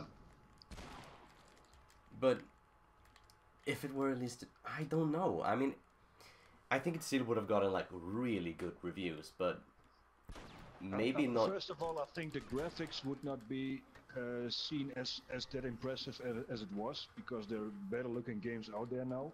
Oh yeah, totally. And I think it would be considered too slow as well. Too much cutscenes and not enough action and repetitive enemy models. You know, you just got 4 or 5 enemies who pop up all the time, especially the humans. They look all alike. So I think those are things that would be more criticized now. Yeah, that's a good point It would be too. a game like a 7 or 8 out of 10 for most reviewers, as it would come out now.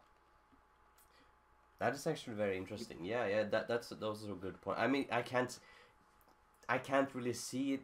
It's hard to see it that way, right? Because we love it so much, and it's like it's been etched into like our minds that this is such a good game. But if you were to judge it on like today's standards, yeah, that might be like valid criticism. I don't want to actually take away from that, but if you take the example of Resident Evil, it's a remake, right? And if they would remake this game, it would be like this guy. I mean, what is he even doing? Yeah. He's not looking around. He's just walking there. He's not searching anything. Yeah. I mean, the And AI fine. would. As a gameplay mechanic, it's fine, but it's not immersive if you look at it like that. If you actually study the movements, and this guy as well. His friend just died, basically, and he's walking there. What is he doing? Yeah, it just stands there, does nothing, doesn't check if he's okay or anything. It just walks off. I mean, that's like, oh, she's a body, and he's standing there for 30 seconds, like, yeah, well, that happened, and then he walks off. yeah. Just you see that like game when in this. when you like. I'm not shitting on the game, but I mean. Well, let's be honest, we kind of are, but I mean, when you like really, shoot. I'm just saying what I see here. I mean, it's still fine. It's still immersive if you play it. But if you had to review it like a new game, you would know. Yeah, but like when you see like this guy, these two guys, they were like talking to each other, and I just shot an arrow in his back, and he died instantly. And his friend like just up and turned around and walked away, like nothing happened. That would not. I don't think that would fly today. That's a good point, actually. No, but Sophia has a good point. She says you could do it for every great game. Yeah, I think a great game that's a few years old, that's true. But that's what I mean. It's evolving so quickly, and that's why I think The Last of Us Part 2 will be a better game overall. Because they would not release something like this now. They could. Yeah, in the technical, mechanical aspect, everything like that, I think will be massive. What is that? Can you see that? This is this is exceptionally buggy. What the hell is that?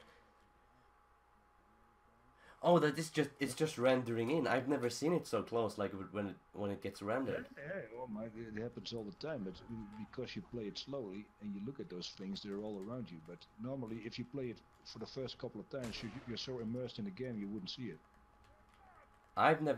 I know that happens, like stuff gets rendered in. I can see it like from when you look far away, but that one was very close. All right, let's take one more. Another question. Yeah. I think, let me go back. Trailer Park. Do you guys think Joel or Ellie will die in part 2? That's a pretty big question, actually. Any of them, will they die? Do you want to? I think I've talked about this before, so I'd like to hear your opinion first before I say my 2 cents.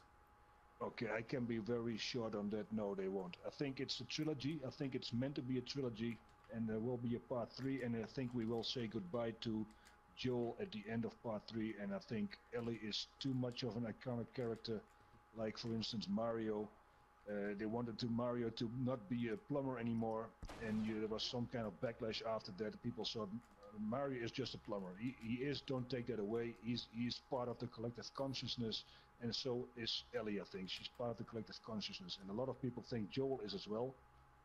But Joel is more like an archetype. He's a type of character. He's not always his own character, I believe. So I think they can get rid of Joel to be very unrespectful in part 3, but not in part 2. I think it will be near the end of part 3, where he saves maybe Ellie or someone else and has a good goodbye, and that's the end of the series. And so they won't die in part 2. I won't believe it. Yeah, I do actually agree with that. I don't necessarily believe he would die in a part 3. That might happen. I can't say anything on that, but there is a good point in there. But it's just simply because it doesn't make any financial, like, business-wise sense. Because, as I talked about previously, Naughty Dog did say that they did toy around with other characters, with other ideas, but they couldn't make it work. And the simple fact was that there is no The Last of Us without Joel and Ellie. That was just that. It was just it. That was the one condition. If they die, that line ends. Yeah, exactly. So I mean, do you agree with me that it might be a trilogy? Yeah, I think definitely, because when you think about it, it doesn't make any sense for them to just end it. Like, look at how many copies The Last of Us sold. I mean, it competes with some of, like, multi-platform games, like games that released on all other, like, PC and Xbox and whatever. Like, it compete because it sold millions and millions of copies, and it doesn't make just any. Copies. It's a system seller as well. Yeah, of course. The console. Yeah, exactly. So it doesn't make any sense to me. And look at how many Uncharted is the same thing.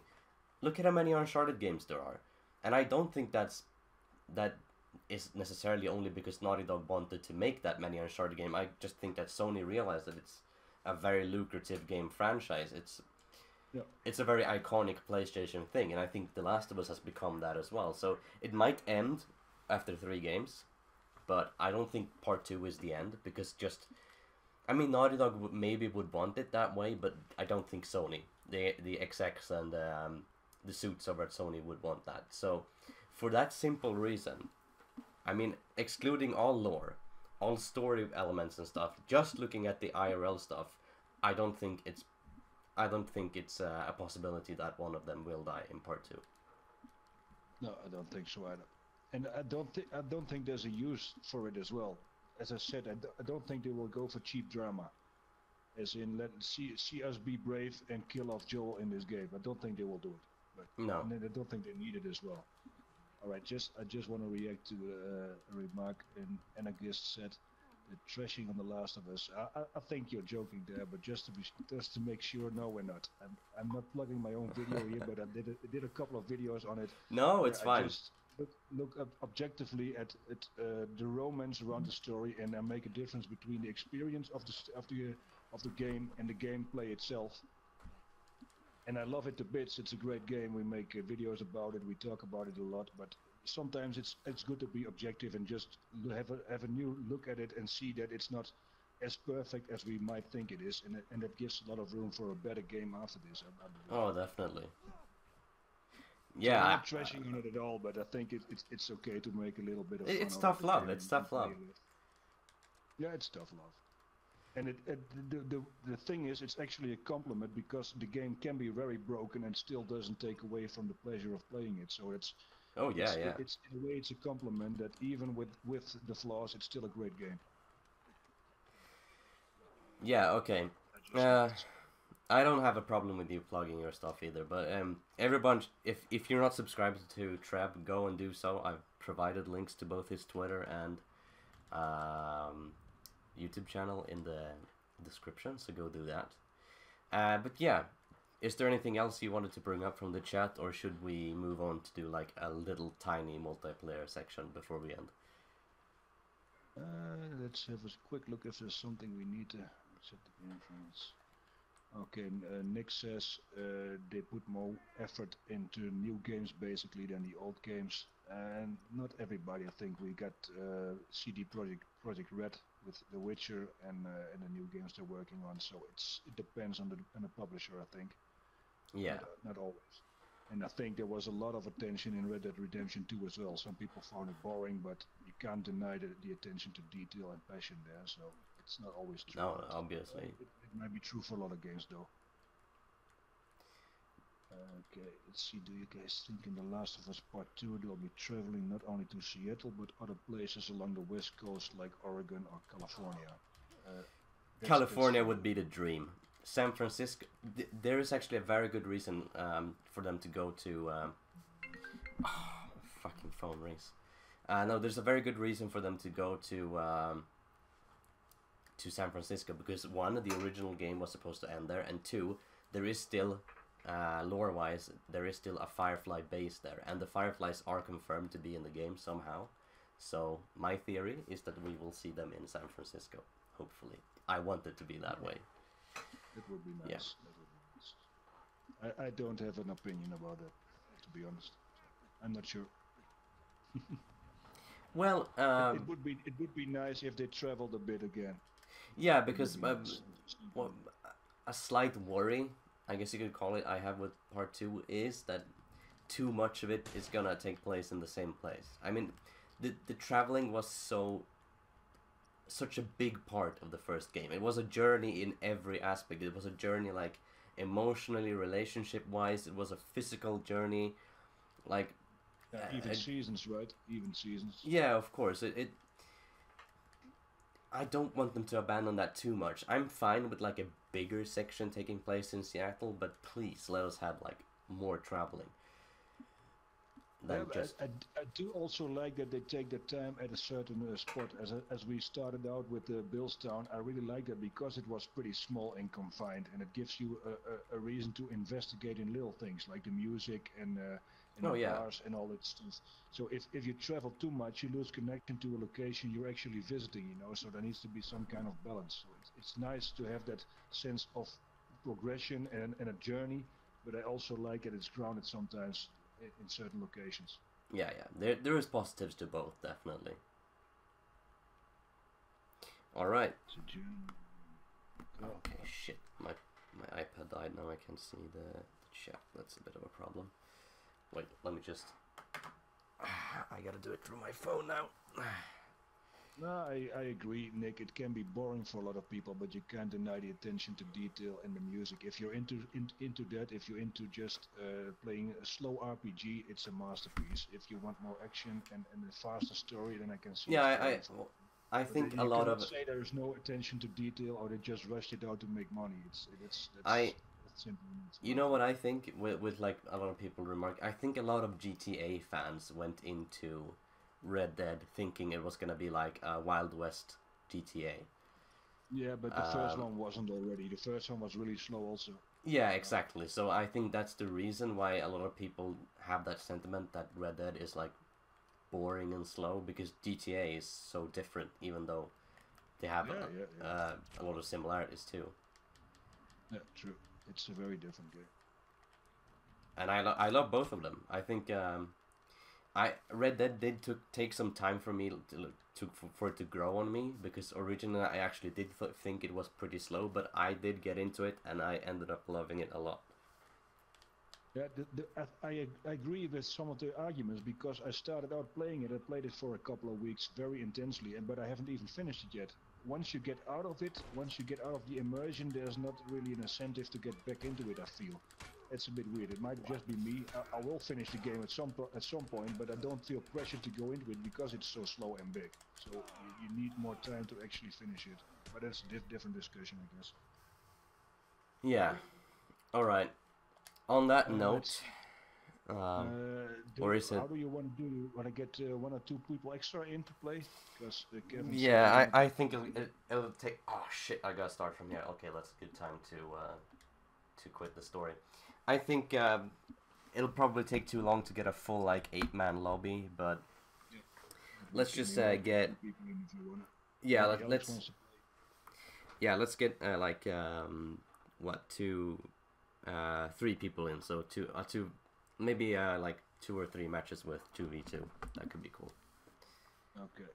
It depends. If there are more people in the chat who want to join, it might be easier to just get 6 people in. If we get 6. Yeah, I mean, if it like if it immediately turns out like that we do have a lot of people, but still it takes yeah, but we need it can take 4, a lot right? of time.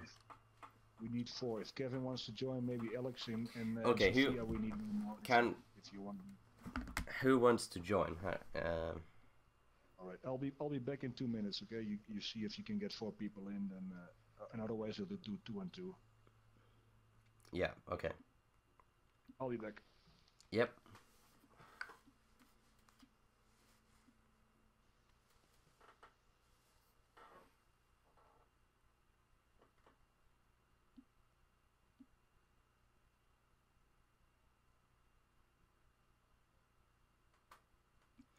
Yeah, everybody who wants to join, type in chat now, and we'll do just a few short games. This is not a multiplayer stream. I will do more of those later. Yeah, I'll invite you, Nooch. I know I have you. Add me. My PSN name is exactly the same as my channel's name. So, yeah, I'll invite you. Wait. Let me see. Alex, you're joining. Cool. I'll invite you too. I'm just gonna invite you to the party too. It might be a bit. Oh shit. My controller is about to die. Let's see. Nooch. And there we go. Okay, who else? Who else is joining? You can still add me. You can still add me. Okay, let's see. There we go.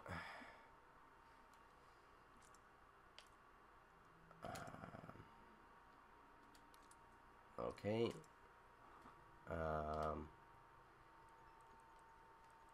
Let's see. Vad händer, bror? No, that was a weird. Hur är läget? All right, I am back. Let's see. What there bus move? Yeah. Alex wants to join and see. Yeah, Alex is in the lobby. Did you join the party, Alex, or? I'm sorry. Let me. Yo, what's up? Hey, how you doing? Är det bra, eller? Ja, det var bra. Yes, I'm playing, Alex. I'm joining. I'm coming in. Where is that other guy? I can't. I'm too bad at. Sorry if anyone's watching this and there's like, this is really terrible. Let's see. Did Alex join? Hi. Sophia, do you Oh, want to join? it's the whispering Russian. Hey there, Yolandi.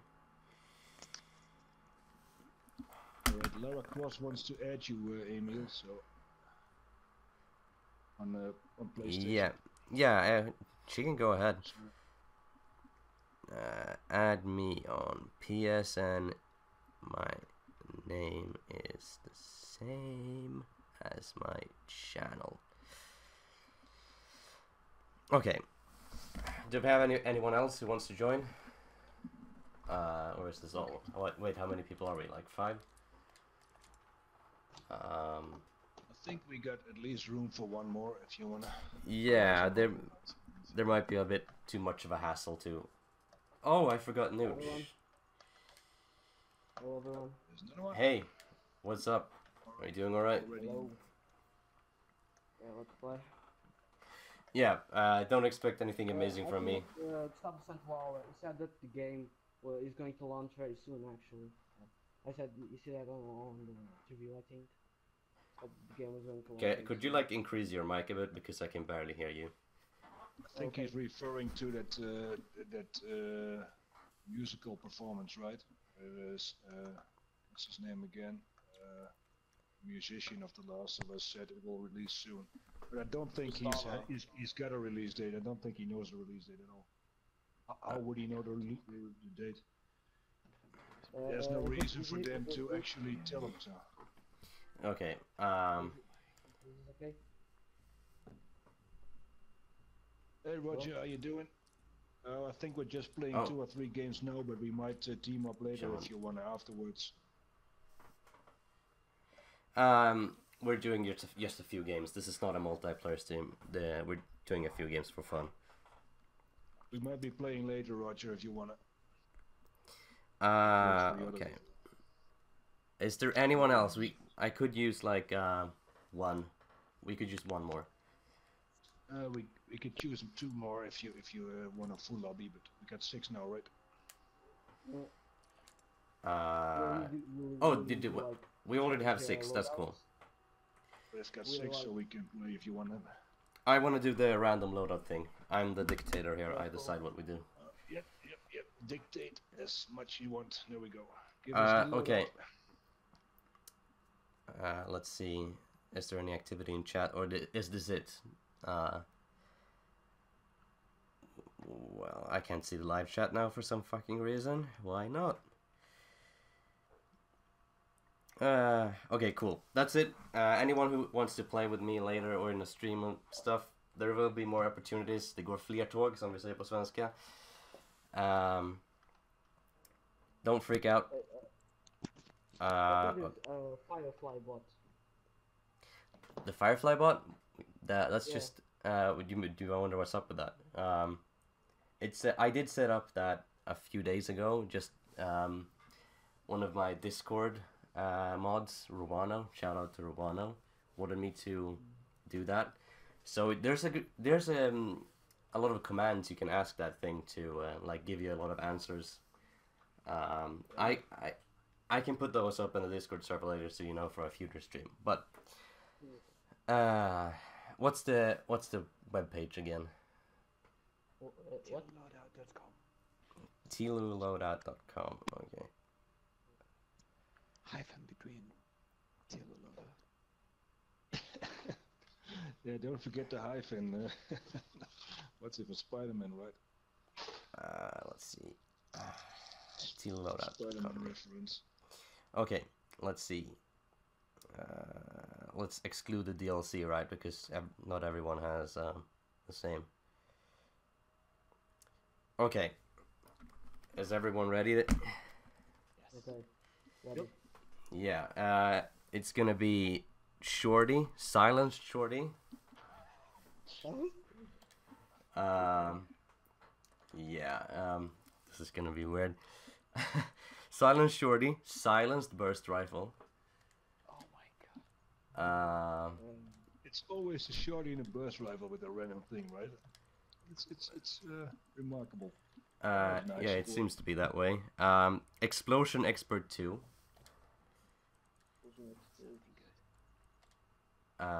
Let's see. I'm just gonna remove all my stuff and then Pistol Auto Zoom 1. Jesus Christ. Shorty. And then With a Revive. shorty, you really need it, right? And then Reviver 1.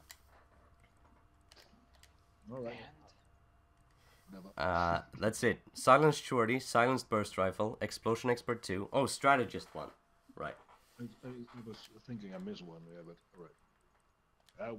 For when you get marked with a shorty, I mean, it's very useful. Wait, which one is this?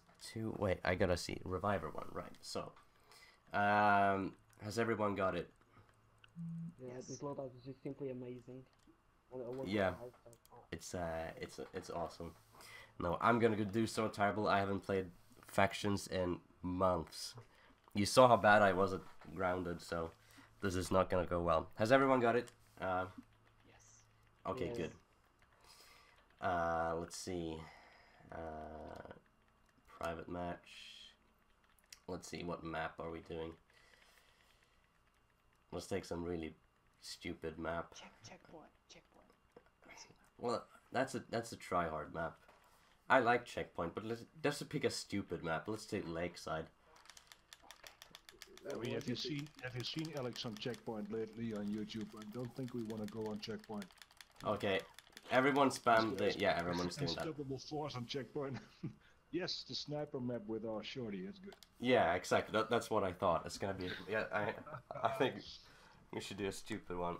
We'll do this game and maybe like 2 more. But then that's it. This is not a multiplayer stream. So... But that depends, right? If you rage quit before that, I mean. You could Yeah, it might happen. I mean, we'll see. I'm sitting right next to my window, so I mean, who knows? The controller might go outside anytime. They get some spare controllers on the roof lying around there. Yeah. The neighbor's Shit. garden got some controllers there. Okay, is everyone ready to see me get absolutely ass blasted by these guys? Yay! Proponent. Depends. I'm not sure about all the voices. I don't know everybody, I think, but we'll... Kevin, are you there? I haven't heard from you. Yes. I'm Okay. here, dude. Hallet. Enjoy. We're in the same team. Yeah, nice. Your swag leg, or what's it called? What? What is your name? Swag leg? Yeah, or? swag. The swag guy. Swag. Alright, there we go. It's a pretty weird name. Ah, it's cool. I mean, Yeah, I'm gonna 2014 change cool. it. I'm gonna change it when the name changer comes out. Shit, I you heard don't that have was- agility. I heard that was like gonna mess mess DLCs and stuff up, like changing your name. It's gonna come out this year. Oh, is it? Yep.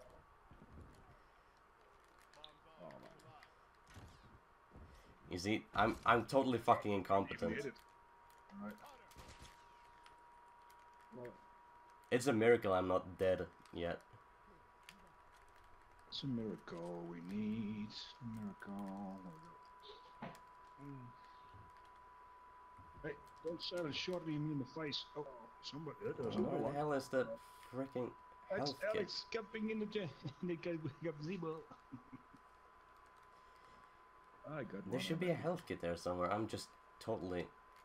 Yeah, out it of- used to be on the boat, but it's not there for me now, so I don't have Yeah, one. for some reason it isn't there. And, Stupid. And opposite the gazebo, there's one. I'm so out of touch. It's insane. Boys, I need some backup. Here, Yep. we gotta get these guys. Yep. Let's go. Oh, did you have the right? Kevin, did you have the right loadout? Wait. I got the Yeah, you using shotgun, You are tactical covered. shotgun, Oh, but we're supposed to use the burst rifle. burst rifle. Okay, I can change it. That's cool. I mean, I suppose you don't have the exact whatever There's one loadout. coming in But on the right. yeah, I see that. Is it the Whispering Russian? No, it isn't. Alright, we get there. So,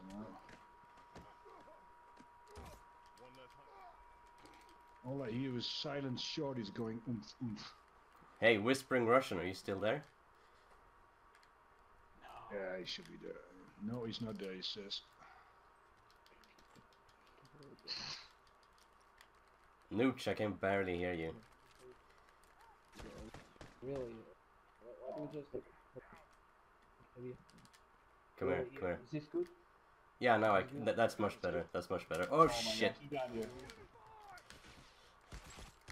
Ah, fuck. Oh, I did down you, okay. Alex. Well, you're not getting me raging yet, but I mean, maybe one or two more down, so I'll just start shouting Oh, racial slurs and No, no, whatnot. don't shoot me. No, no, I'm innocent. Really?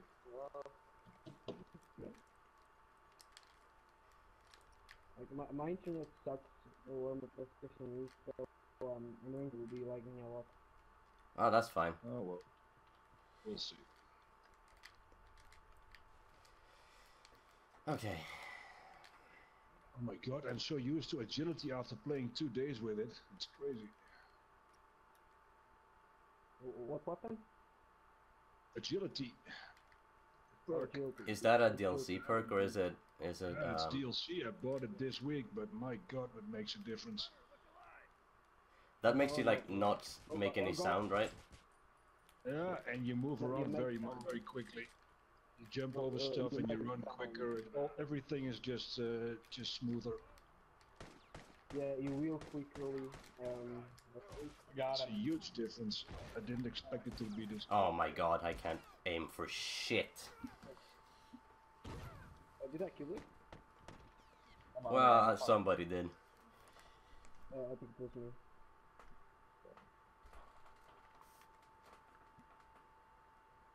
Nope, not a good Alex is running away. Well, that's good.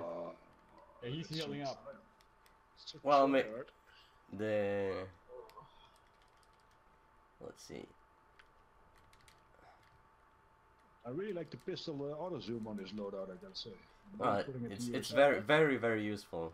Best thing, yeah, it's particularly awesome. when you have a shot, it's so useful. Extremely so. Because it doesn't even work. All we need is a scope on this shorty now. And Yeah, exactly. It is a sniping map after all. I mean, yeah, that's right. Yeah. Not gonna pick up. My God, it feels like my controller is broken if you play with without agility. Now I think I'm an addict.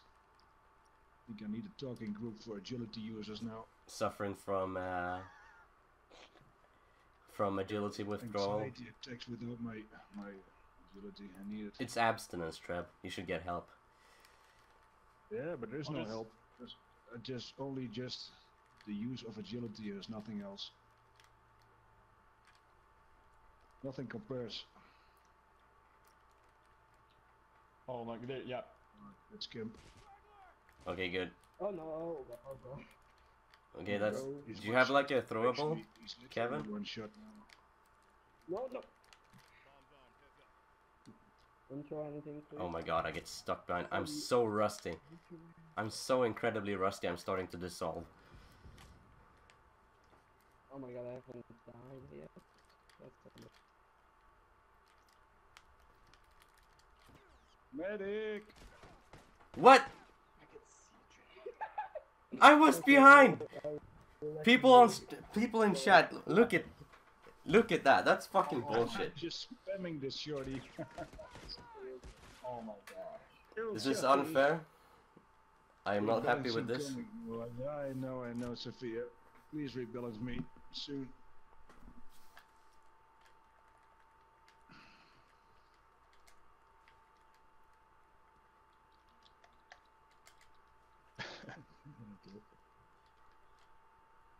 It's unfair. I wanna imitate Anakin from episode 2 or whatever, that meme line. Star Wars memes. There's Anyone? a nuke coming in. Oh god no! Are there several of Nooch?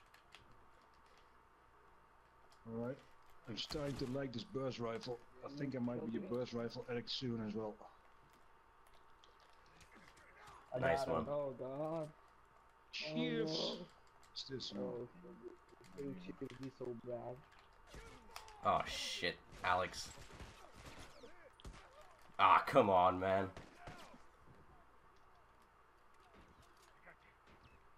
My god, this thing is a sniper. Oh my gosh, he's coming. Oh, that was clutch.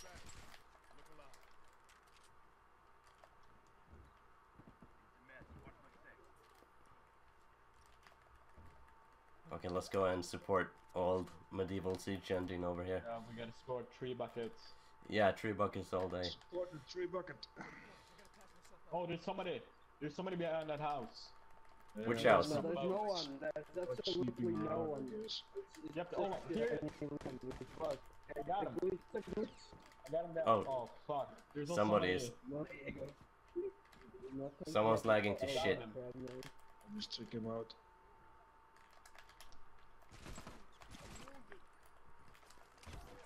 Yeah, there's somebody. What? Wait. I got down by a shorty from like a million miles away. Yeah, it's Yeah, a but sniper he- gun, you didn't know that, right? It's DLC. Shorty snipes. That's the effect of pistol auto He's zoom. hiding in that Alex house. behind. Alex is behind us. Alex, watch out. I knew Oh that. gosh, I'm gonna get flamed. Yeah, probably. Yeah, that's not a good idea. Get away, get away. Oh my gosh.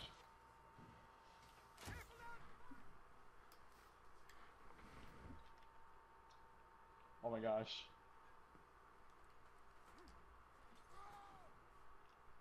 No. What? Oh. Let's see who's the bottom of the scoreboard. Who's worst in the match? Let's take a guess. Oh, that's you. Or not. Oh, Obviously. Shorty in the face. What a surprise.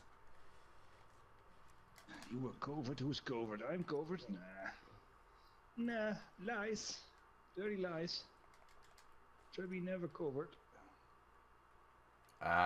Kevin, there's one this way. Yeah, I saw him. I saw him. Yep, someone's up top Yep, as well. He's. Oh. Yeah, he's dead. That's Alex. Boom. Oh god. Not that dog. Be careful, boys. Dude, I'm gonna go in. Oh shit. Oh, no. Famous last words.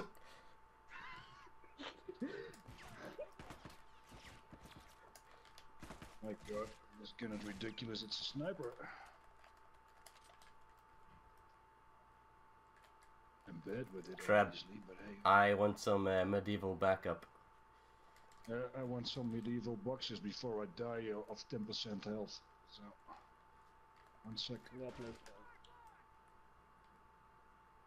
Strategist has to be the most useless perk of all time. Which perk? I like it if it's part of, what's it called? Jack of all trades. That's nice. But just It's strategist. useful to know if you're marked, but... But I mean, you can just hear when they shout. Yeah, but you don't know which one. You don't know if you're the one, the marked one. Well, most of the time it's pretty easy to figure out. Yeah, but you're good at the game, so... Well, Like, which I'm Luch not, doesn't know so... he's marked right now. He doesn't. But he is actually. Who's sneaking up on me here? Oh I'm shit. stuck. I'm stuck. It's Alex. Stuck on the window. That's not good. Ah, come on. 2-on-1? That's not Yeah, fair. I didn't. Oh, no. Somebody's.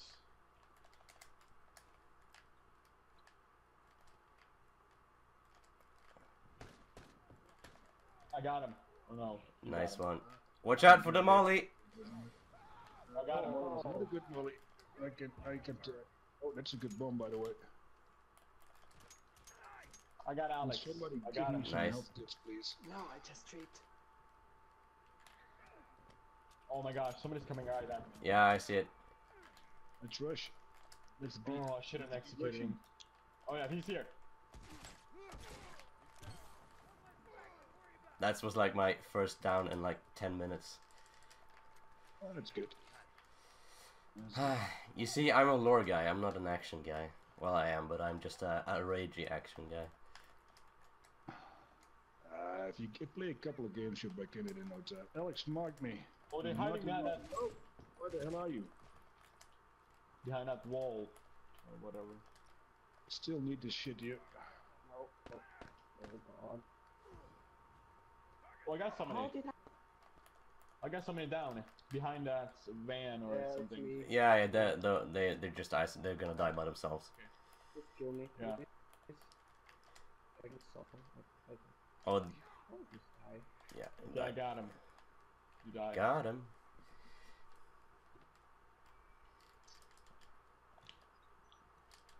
Has anyone here played Metal Gear Solid 5? Yes, I have. It was free on like PS Plus a while ago, wasn't it? I think, Yeah, it's but I know it's really popular, but I haven't played it. I just added it to my library. I downloaded it and I never played it. I did like it. It's a big game as well. Yeah, But I think it's very, seems it's a stealth game like, of course, you know, Sorry, can you say that again? It's lagging a lot, man. I'm going to die, I don't care, I'm just going to hit you on the face. My body's I got him, got him. Nice one. Lovely. This is crazy. One guy left. We were absolutely outclassed at the beginning, but well, Trebuchet and Kevin turned it around. I was just along for the ride. The scrubbier the loadout, the better I get. It's just a fact. Well, I guess I'm like the scribe, the guy going along, like the lore guy.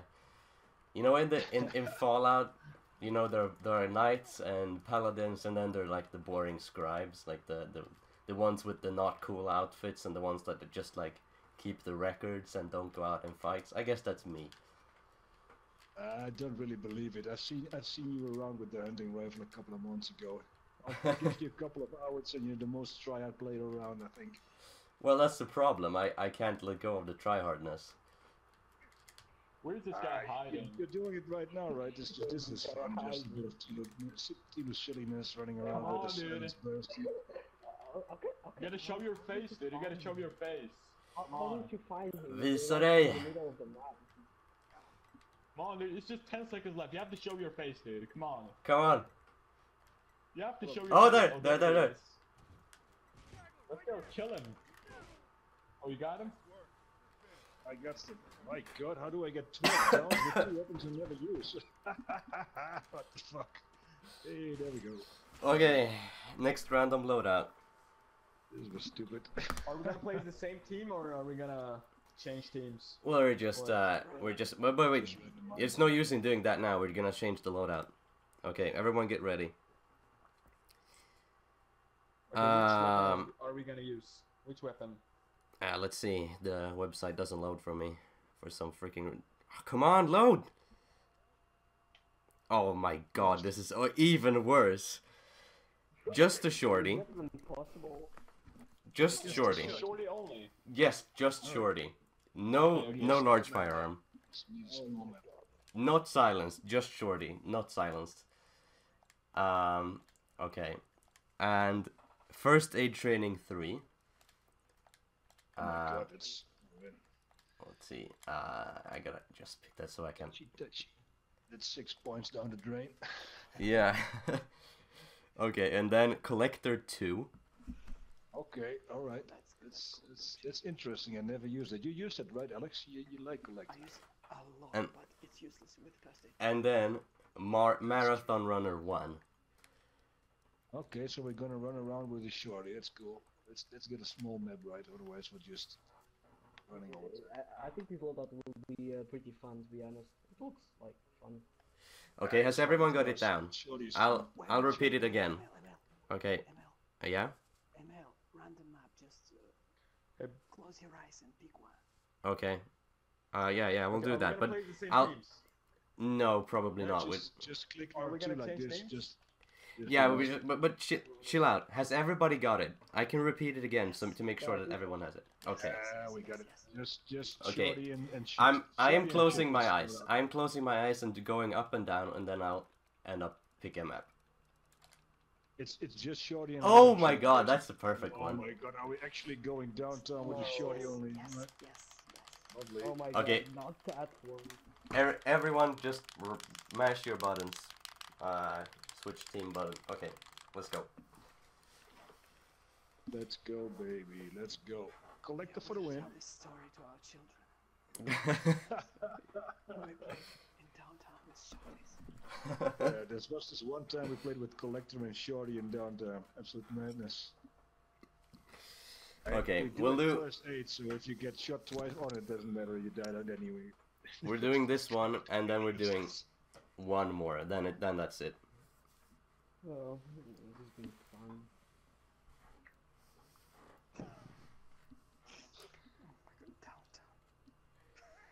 Downtown. I remember when we. Do you remember when we all went full auto loadout in like the preset loadout in a public match like Yeah, 4-man with team? scope. Yeah, Scope, with right? that was so funny. And we That's wrecked them the as well. most crappy gun in the game. We wrecked them as well. That was so LG fun. Pros right here. Team Shorty Love. Everyone has shorty. Team Shorty Love. Okay, let's go. I've got no idea where the medkits are on this map. That's a problem, but whatever. Well, not anymore, but I did have an idea before. Well, it's just a rushing. There's no use in like. Oh God. I mean, it's basically useless at far range. I can just like stand like this and you'll do no damage.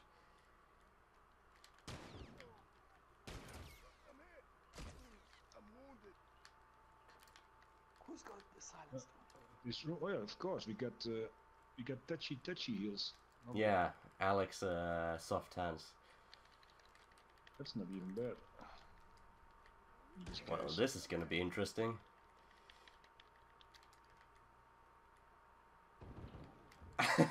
Oh my God! I get obliterated. Get in there! Get in there! It hurts! It hurts! Just shoot him. Alex as well. Just go in. Just blast. Ah, come on. Oh, get smacked in the face. Stream it down. Stream it down. Okay, Alex is dead. Lovely. Oh, well, that was beautiful. Very nice. Very nice. Great success. Dziękuję.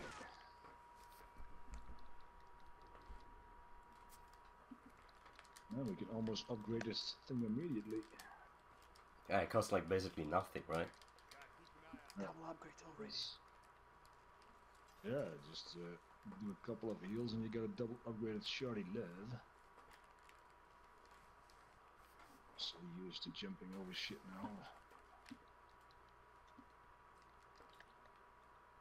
Okay, let's see.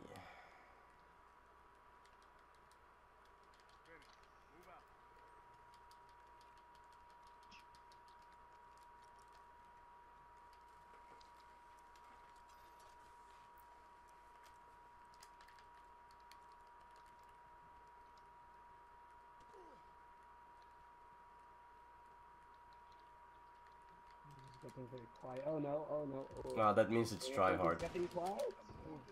Well, what's funny is that it doesn't do like any damage. Oh my God, it didn't kill you. Alright. I miscalculated. I thought you were further ahead. I missed the bounce. Ouch! Headshots.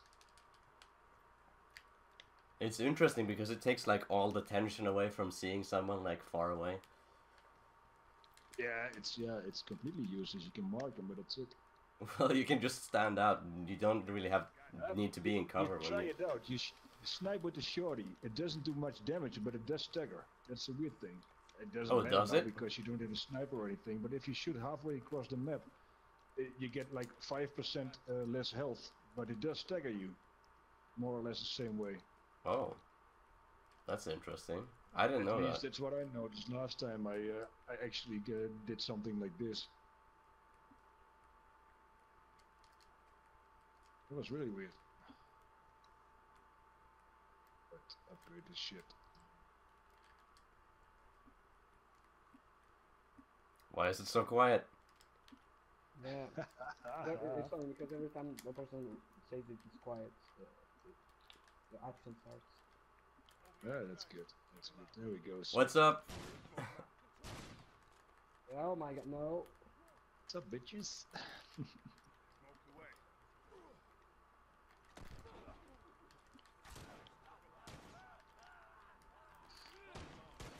Ah, come on. Oh no, Treb is a Molotov. That's not good at all. Well, yeah, Yeah, it's very good. it's the God Emperor.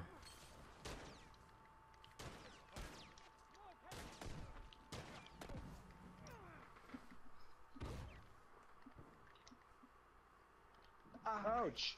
Stick in face. Yeah. Wait, heal you. Heal you. Excuse me, let me heal you. Thanks, Notch.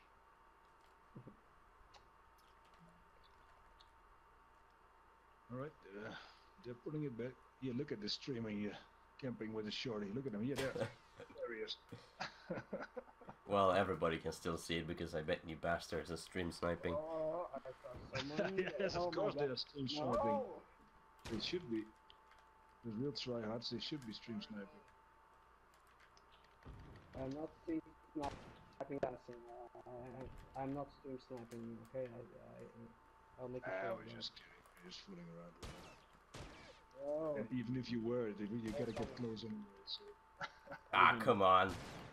Rushing it with shorty like that is not cool, man. Not cool, man. I didn't know. I'm gonna Actually, it's pretty cool.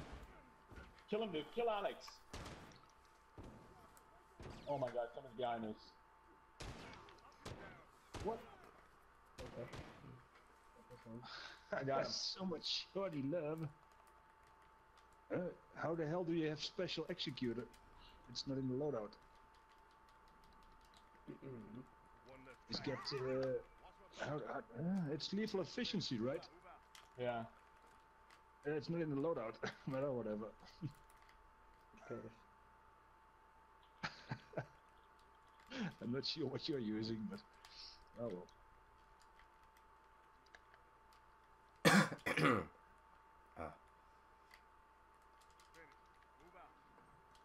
Okay, let's see. People are dropping out of the stream like flies. Is this so boring? Oh, I saw someone in there. Oh no.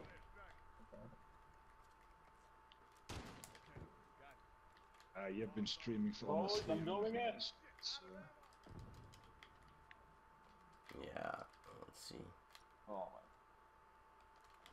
my. Oh.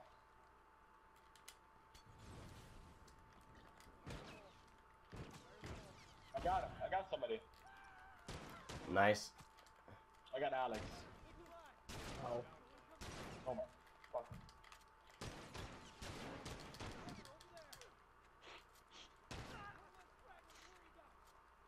Let me just clean it up. TLOU-2019. Yeah. Yeah, well, the Treb, meme was that we're soft hands, supposed to have please. fun with weird loadouts in Treb, 2019. soft hands, please. Soft hands. Give me soft hands. Oh my god, he wants to be healed. Alright, I'll touch you on stream if you like that. If you're into that. Yeah, of course. There's somebody coming in again.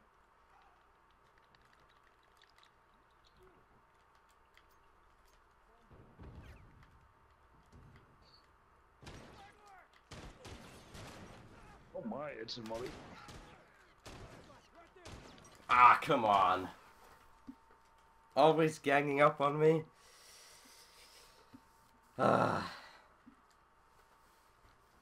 Spamming armor like a pro.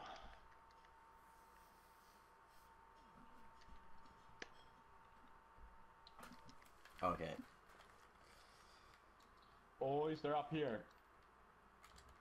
No, we're not. We'll No. be up here. That's man. I don't know where you would get such an idea. We need boxers first. We don't want to challenge them. Yeah, they're going down.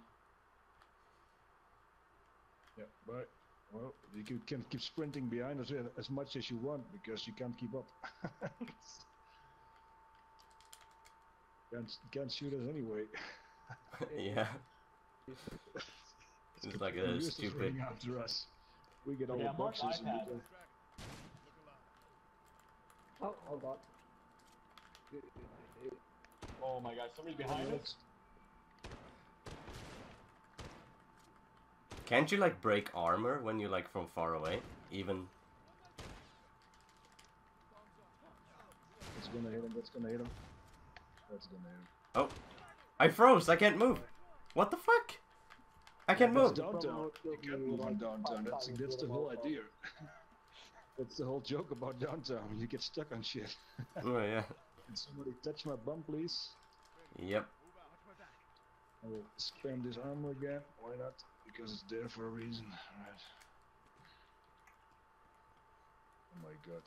Shorty live. Oh, somebody's coming. Okay, they spawned here. I'm not gonna do that. Bye. I'm out. Oh, that's Okay, Mark. 3 buckets.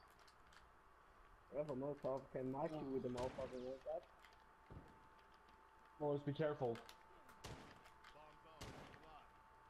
If it...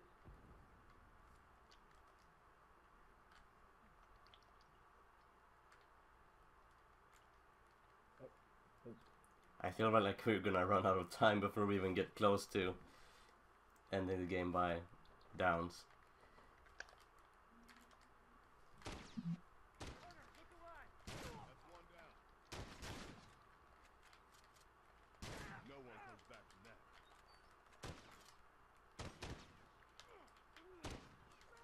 I mean, the main battle is basically fought with just Molotovs and other throwables.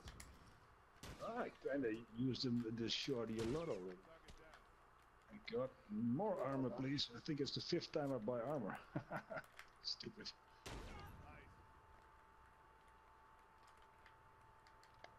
Shorty armor. No, I'm getting out of here. Oh no! Oh my god! Not again! Oh, where did you come from? Sneaky, sneaky. What? Oh, there's another nice spawn. Naughty Dog, lovely. Right. What's the movie? Yeah. Get him, get him. Just. Tree bucket, get out of there! I couldn't. First of all, I was chased by one, and I was flanked by another, and then another one spawns in front of me, so I was completely in the middle there. Oh, that's iPad. I marked iPad. I couldn't do anything.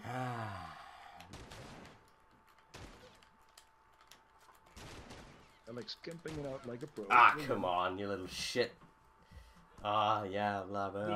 Teabag him, dude. Teabag him, What? dude. Teabag him. There we What's go. on The it? salt is real. The Oh, salt yeah, is come on. real. Rage quit coming in. Oh, that's Alex. Okay, guys, unfortunately gonna quit it. Have to quit it after this one. All right, that was fun.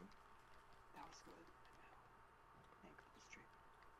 Yep, we'll finish this up, but then yeah, it's time to go. Yep. Evasive maneuvers. He's got Molly.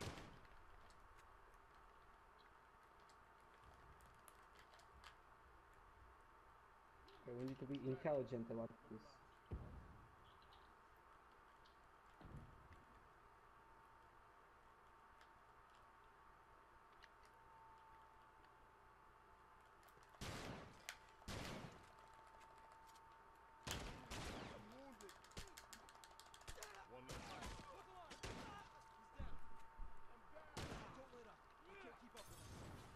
Nope. Denied. Boys, boys. Notch, Notch. Notch. Yes. We got a camp, dude. No. Yeah, you can camp, then we win the game. That's fine. Well, Yeah, with short this is probably possible.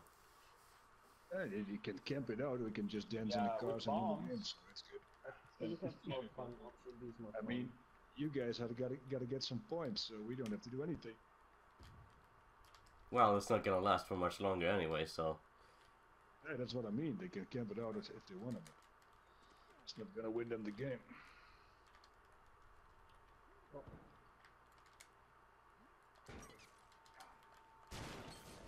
Ah, come on. I got you, boy. Well done. Oh, there's somebody. Hey, there's somebody here What behind that wall. You sure want to check that out? Oh my gosh. I will revenge you. No, it's sudden death. Yeah, it's not a good idea to rush me when I've got a molly. Just saying. No, you have a molly, okay? Then thank you for telling me. You need to change your name from Trebuchet to Molly. I already changed my name to Molly Monger as well, so got a second account. And, Well, it's basically impossible for you to win now, so come at me, bro. Yeah, we're gonna Oh, you teabag. got me. we're going to win this. Everyone knows that in 18 seconds to 6 people, that's easy. Really? Is it that bad? I usually don't have this experience. I suck on so much shit.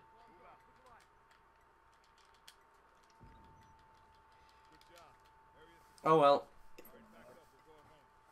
That was cool. I got the 666. That's a good ending. There we go. Who's killing me with trying to kill me? Yeah, that was a good stream. Yeah. Alright, thanks guys. Thanks. I would have loved to have another one. Everybody go subscribe to the Molly Monger. Big thanks to Treb for joining me. Yeah, thanks for having me. It was fun. It was really cool. Next time there will probably be another guest. And thanks to everyone who joined this little fun multiplayer thing at the end. Thanks for watching, and I'll see you guys in the next stream or video. Yeah, bye.